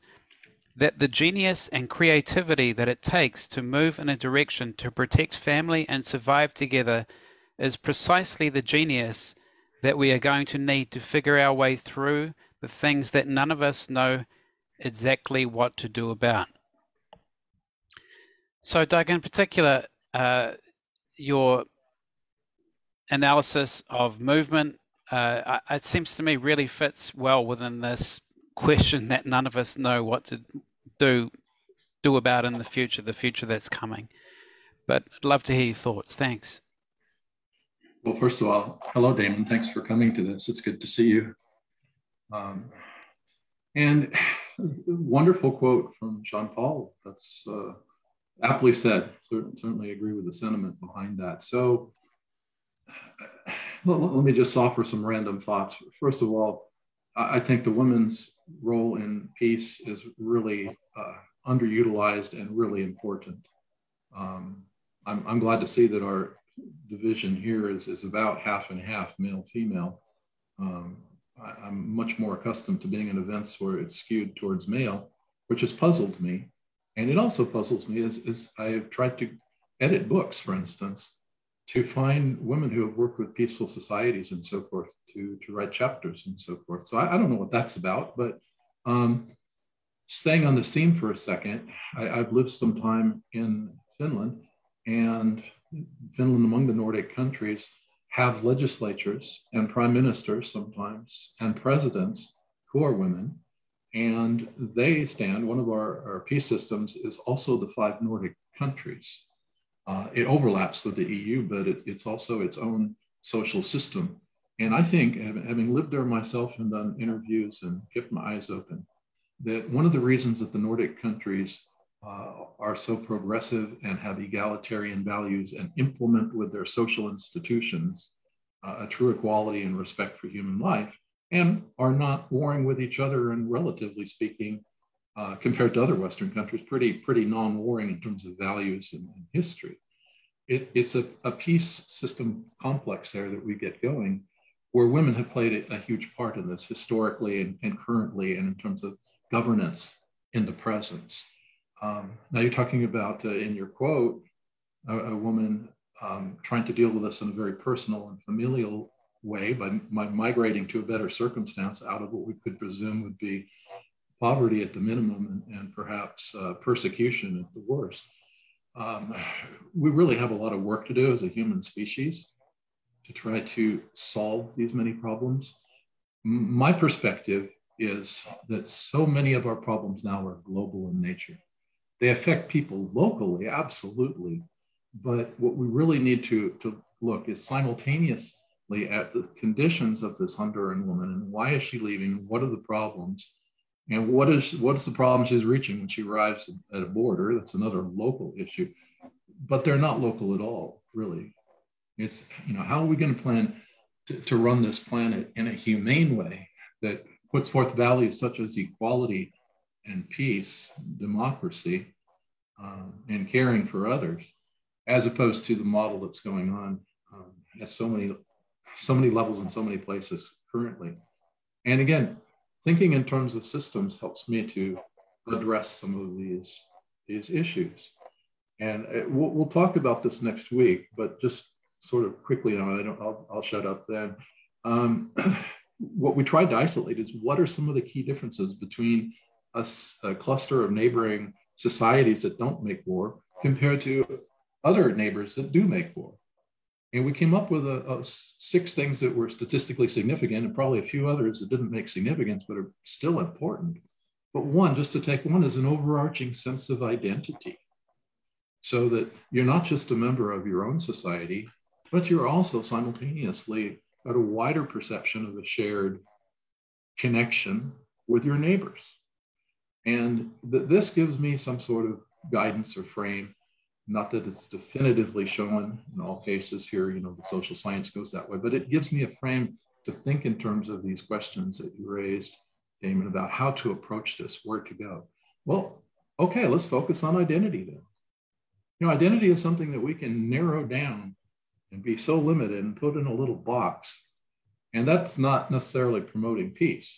But if we, by contrast, expand it and see ourselves as holding multiple identities, even up to a human identity, that certainly seems to have a good peacemaking potential.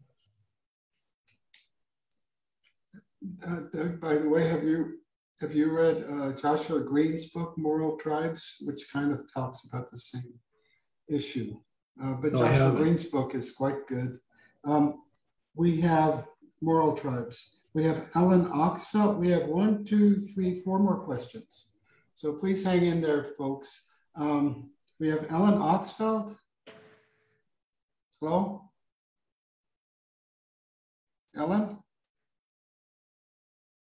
I don't know if she left or not. I'll call her again. And Pam, P-E-M? Pam? Well, let me see if I can find, no, I'm not gonna look. It's just too much trouble. Okay, we're down to 2. Ellen or Oxfeld, are you there? And Pam? I am. Oh, good.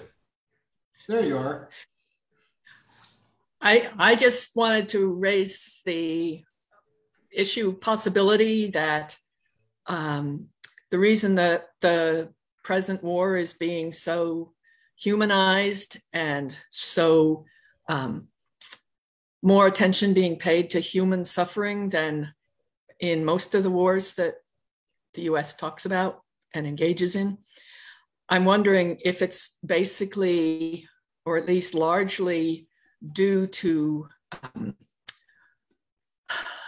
that the people who are doing the suffering are white and largely Christian. How does that, I'm just asking a question, how does that enter into it? Thanks. That's what you call a softball question, Pam. Thank you.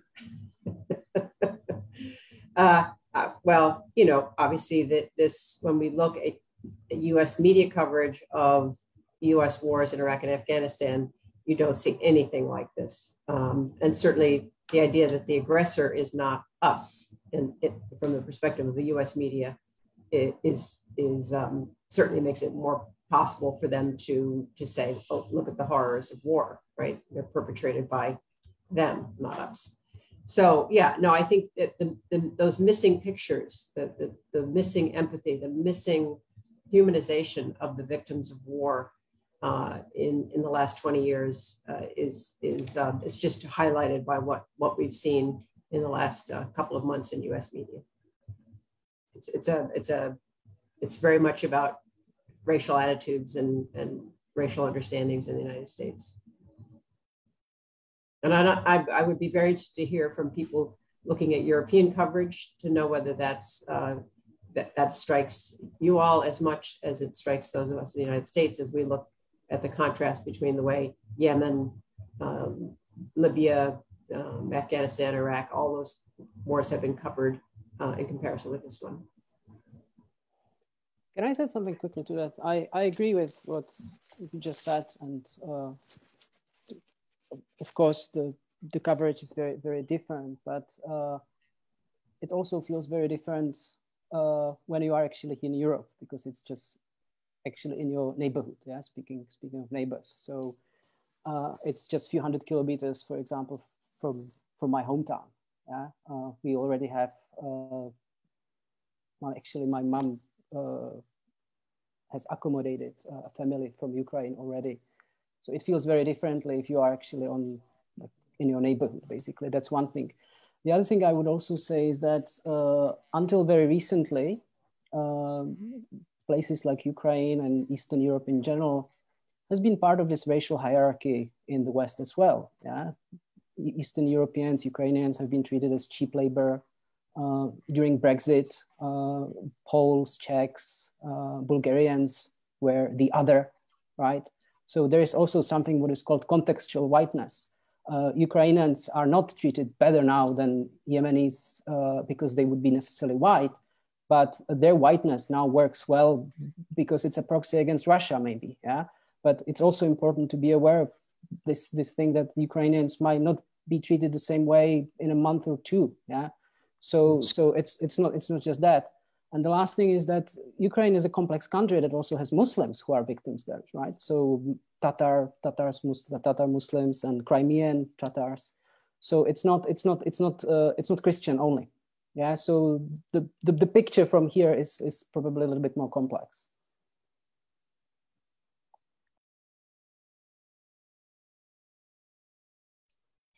Yes, well said, David. I know if in Lithuania, it's the case that the situation is quite very complex and it's changing all the time.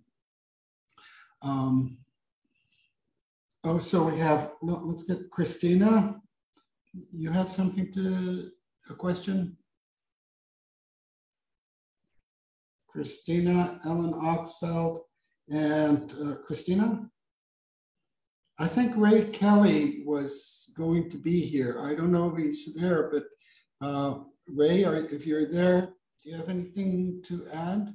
I think all of us know who Ray Kelly is. Okay, he isn't there. Steve Lyon, who corrected me on Europe and noted that David Henig points out that there's been war in the Balkans, as we know, for quite some time. Well, I mean, thank you all for insightful talks that are both moving and extremely important. I'm not sure how effective these talks are right now. It feels quite, I feel quite impotent about all of this, but it's helpful to hear these comments. And I asked the question of Glenn, and he answered it privately. But I suppose, I mean, one of my working in Pakistan, I've spent the last 15 years, I mean, the last 25 years working in Pakistan, but the last 15 years, the war has been very, very close and everywhere. It's better now, but between, say, 2007 and 2014, it was, it was quite scary. And everywhere you went, there were bombs and there were random shootings. And one of the things that struck me was just how much life as normal was possible. And that's what I'm sort of seeing in Syria and in Ukraine. It looks like life as normal is not possible. And one of the things in Pakistan is, despite the tens of thousands of people who died in the war on terror, weddings would happen, 50 meters away from where mass gun shootings were or where a bomb went. People would stop their wedding momentarily to look outside and see, oh, okay, that's over there, that's fine. So we go on to our wedding. And I don't know if that's normal. Maybe Doug, you could comment on that. Just how normal is it for people to normalize war as much as we have done in Pakistan? Well, just off the top of my head, I think humans are amazing at adjusting to horrible situations rather quickly. I'm sorry, I can't really offer much more on that one. Interesting observation, really. Well, I would also add that we shouldn't forget that the war in Ukraine has been going since 2014. It didn't start in February. Yeah, obviously it was in certain parts of Ukraine, but I was in Ukraine 2017, 2018 for some research collaboration, and I definitely didn't feel anything until I got closer, obviously, to the areas, because I also went to look at landmines. Yeah, like also the stories I got from the war in Bosnia are not just stories of suffering. There are many jokes people are having, yeah, from the combat and how they were using training landmines to provoke each other and scare each other. So I definitely got some stories also of kind of this attempt to create normal life in the midst of the ongoing disaster. So yeah, again, I don't have any elaborate theory on it, but that's something that I have come across myself in these stories, to kind of attempt to normalize things. Well, I would just say that I was describing it to be an effective and quote unquote successful combatant. You have to focus and narrow down and ignore things. And it strikes me that to be a non-combatant who is surviving in a similar environment, you have to be able to do the same thing. The long-term consequences of that, however, are drastic. Yeah, I think that's, Carolyn Nordstrom pointed out years ago with her book, A Different Kind of War Story, that being able to see how to see normalization as something that works, as you say, Glenn, in both some positive and some negative ways. But she focused on the one really powerful story about someone beginning to just take a trip that they used to take to trade fish at a point in the war, where they were sort of asserting a certain kind of right and normalcy and desire for peace that was really powerful to see. But normalization in the case of the societies that have been shielded from combat, and the people, not veterans who've been shielded from combat, that's a whole nother kind, right? The ability to drive past military bases and giant warships and on the coast and just not see that these are weapons of mass destruction is really that's where you also have to sort of try to understand, how that happens and what its consequences are, which is, again, a continuation of a system that is so destructive of human life. I mean, the hotel I'm in now in Islamabad, there's the Organization of Islamic Cooperation Conference that's just finished. This hotel is surrounded, because all the foreign ministers are here in the same hotel. There must be about 500 armed men around this hotel. And when we drove in, I thought, oh, this is inconvenient. Oh, what a pain. Why are these people blocking my way? And I didn't think, this is not normal. This is just a hotel. Why are we so hunkered down like this over what is supposed to be just a conference of 80 odd countries coming together to talk about how they're going to cooperate?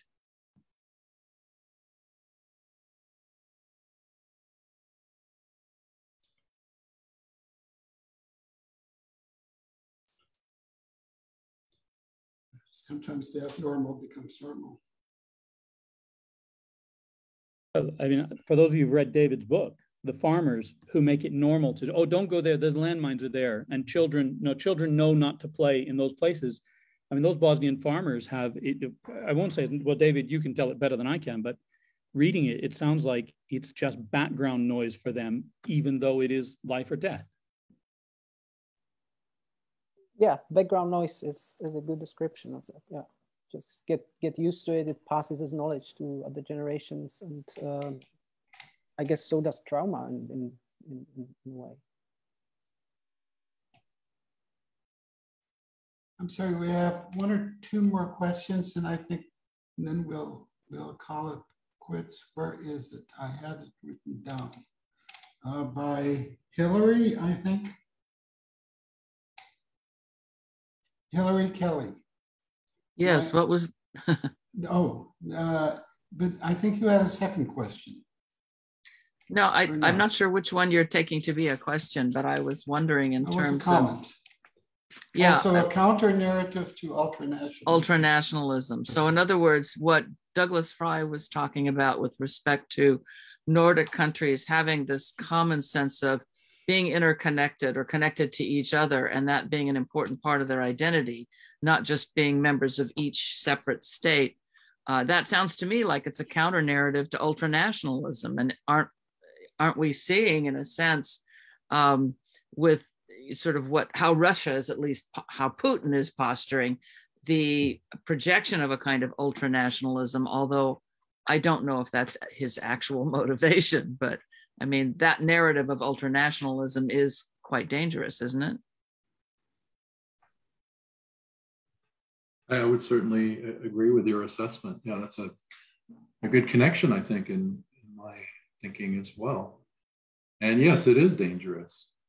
I'm always trying to find some glimmer of hope, even in these very negative types of situations we're seeing in Ukraine right now, and with any war for that matter. But it seems to me that this war may have an effect of bringing Europe overall more close together, and dare I say, the world audience looking and really seeing firsthand the true horrors of war projected in the media much more than they typically are, and then engaging in that reflection of those poor people who talked about this, right? So many images of everyday citizens being killed and injured and their lives disrupted and everything. So I think there could be some positive effects to this that would combat ultra-nationalist perspective. And in fact, again, back to Europe, it's the common enemy helps to increase solidarity. Mm-hmm. I think I learned that in my Soc 101, right, as a freshman student way back when. But you know, it does come to mind as another implication of this. But I mean, even at the world level, we have that, the other classic one, I don't know, this is from sociology, but we all know it, you know, the planet Earth will be united when the aliens arrive, right? Mm-hmm, mm-hmm. But I think if we could put forth a strong narrative that the aliens are us in this case, we're destroying the planet in various ways, whether it's the waste of wars, like you talked about, the dangers to the environment of war, or more generally, what we're doing to the planet ecologically. That's one area. What about pandemics is another one. We just have to address pandemics at a global level, or else they'll just keep coming up and quite possibly much more serious than what we're going through right now with COVID, which is serious enough. So again, if there's an external threat to humanity, I would hope that in some way this horrible war situation, the threat of nuclear, oh man, there goes another one. That opens up that whole worry can of worms as well. People respond differently to it, right? But so many of us just have been complacently pushing nuclear issues out of our heads, right? We go about our daily lives. This is a huge problem with that. Now all of a sudden they're front and center again. So I hope we could, as a species and as citizens of whatever country we're from, you know, sort of take this as a point of reflection and a point to reassess. In my understanding, from all the ethnographies I've read and all the people I've talked to, what people centrally want is safety and security. They don't want that 13th battleship, right? They don't want an elaborate weapon system. They want safety and security. So if you can provide safety and security, and then let's expand it some to a better life, you know, those are things that motivate people. So I don't want to sound naive in that I'm just always trying to see a silver lining to the clouds that in this case are really dark, but nonetheless, I just hope there could be some opportunities to turn a huge negative into some positives.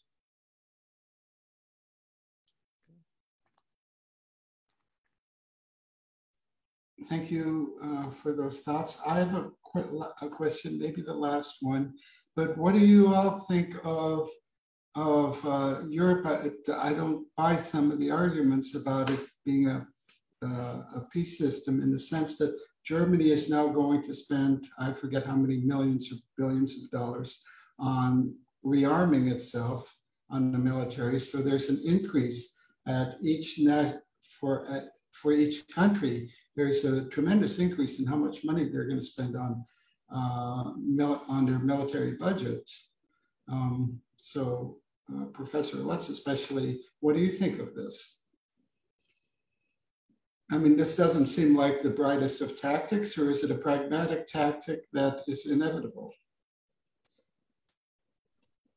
Well, I think of that as an example of that inability to think of another way to do statecraft or to do war prevention. Someone once gave me the analogy of you know, people looking to solve the problem of war, that it's as if, you know, every time that there's a building, it's on fire, and people keep going up to the roof and jumping off, and then people say, okay, oh, now how do we save that person as they plummet to the earth, right, before they hit the ground, as opposed to, you know, how do we turn off, you know, get that whole conflagration stopped, and again, that's failure of systemic thinking. In the United States, I think of it as, you know, really the accelerant is individualism and, you know, capitalism and free markets, you know, this kind of subjectivities that sets up. But it's really again these sort of alternative ways of thinking about prevention are don't seem to have really been, nobody's in the mood to talk about that right now, unfortunately. And it is a little late, right? But it seems odd that the nation that incorporated a peace system more than any other country, maybe in Europe, Germany, turned around on a dime, and now they're going to arm themselves. There wasn't much thinking. There was just a reflexive response. But if that can happen in a country that was devoted to having a peaceful system politically, how did it happen so quickly there? I mean, if there's a failure in Germany, there's likely to be failures all over the place. And maybe one thing that I should just clarify, when I'm talking about peace systems, there are clusters of neighbors that don't make war with each other, but they don't necessarily not make war, period. In other words, there may be wars outside the system. So that's just one point to keep in mind. Now, if we take the model and move it up to the planetary level, which I would love to do, then you don't have any outsiders anymore, and you could abolish war across the board. And if people want and need safety and security, then that opens up a whole different paradigm, a whole different vision, a whole different set of institutional and social changes to bring about, to provide that safety and security in a global system, which also, I would add, absolutely needs to be cooperating much more than we're doing to solve the existential threats that we're facing. So that's in a nutshell sort of where I'm going with that one, Victor. I can understand at the same time that Germans and others in Europe, we have many Europeans here, obviously, probably also understand at a gut level, well, we may be next, so we better be prepared. And that's the fear and the threat potential to it, which may be real and then they may be exaggerated, but nonetheless, I can understand that motivation and that thinking. And that, again, I think dovetails with what you were saying, Catherine, in terms of not being imaginative about other ways to go, but just falling back on the good old, way of doing things. Well, we're threatened from outside, build up our military. I would argue we're past that. We should be past that as a world, but we're not quite there yet. So there's some thoughts on that issue. So I was thinking there was something else I wanted to say. It seems to have evaporated at the moment.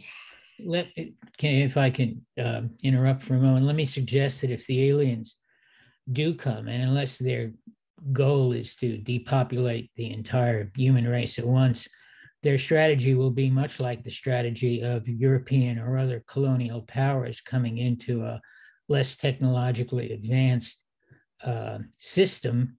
And that is, they will probably arm one of the parties, maybe China, maybe Russia, maybe Somalia, with a hyperweapon, and then just let them deal with colonizing the rest of the planet, as the British and the French did when they chose one tribe over another, or one ethnic group over another. And that seems to me to be a much more likely scenario for the aliens coming in, if they're imperial and colonial aliens, and they probably will be. Nice to see you, Kevin. Thanks for that. Tongue in cheek, I gather. I was waiting for at least to some degree. I did think of what I was thinking, which is an interesting point about many of the peace systems. It's ironic. It is ironic, but as we looked at how did some of these peace systems come about, not always this way, but some number of them really came together as a peace system and gave up warring with each other because of external military threats that they were concerned about. And in fact, we see an example of this in our own history in the United States, of those original 13 colonies having successfully pushed the British out and gained our independence, then faced with the thought that, well, the British might come back, other European powers might come back. If we're just 13 individual states, we're not going to necessarily mount a good defense. Then there was an additional concern that maybe we'll start fighting amongst each other. And then at that time period, remember 1700s, there were Native Americans all along the eastern frontier of those colonies, but not necessarily all being peaceful at that time. So there was external security threats, in other words. And another example of this would be the Haudenosaunee, who the 5 tribes came together in part to stop warring with each other and the positive elements of peace, but also because there were hostile neighbors beyond the region. So again, it's an irony, but as we look at what are some of the reasons why clusters of neighboring societies would give up fighting, integrate to some degree, cooperate with each other more than previously, the answer, ironically, is that sometimes there's an external military threat. Again, this was an issue for both Italy, and why did the Italian city-states and kingdoms come together to form Italy? Same thing for Switzerland. So there's a pattern here. Again, it doesn't apply to all of our cases, but it applies to enough of them, which I think gives us some insight. So when I made that comment about the aliens, I don't seriously believe aliens are going to show up. But my point really is, if we can adjust our thinking a little bit to understand that climate change is an external threat that is really serious, and can that some way motivate us to come together and cooperate? Thank you for those thoughts. It sounds a bit like Peter Turchin's argument in Ultra Society, where human beings became the greatest cooperators in the world because of war. I think is his basic message. Are there any other questions? I think then it's way past time.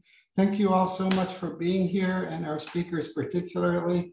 I can't thank you enough for all these wonderful ideas or interesting ideas for all of us to think about. And I hope to see you next week, except for Professor Lutz, who will not be here, but I hope all 3 of you will be here, and I hope the audience will be here too. And that's it. So in Lithuania, it's nighttime, and to mess up my Lithuanian, we just say laba nacht, or labas vakaras for good night, laba nacht for good night, meaning going to sleep. And my accent is so terrible, I have to laugh at it myself. Okay, so good night.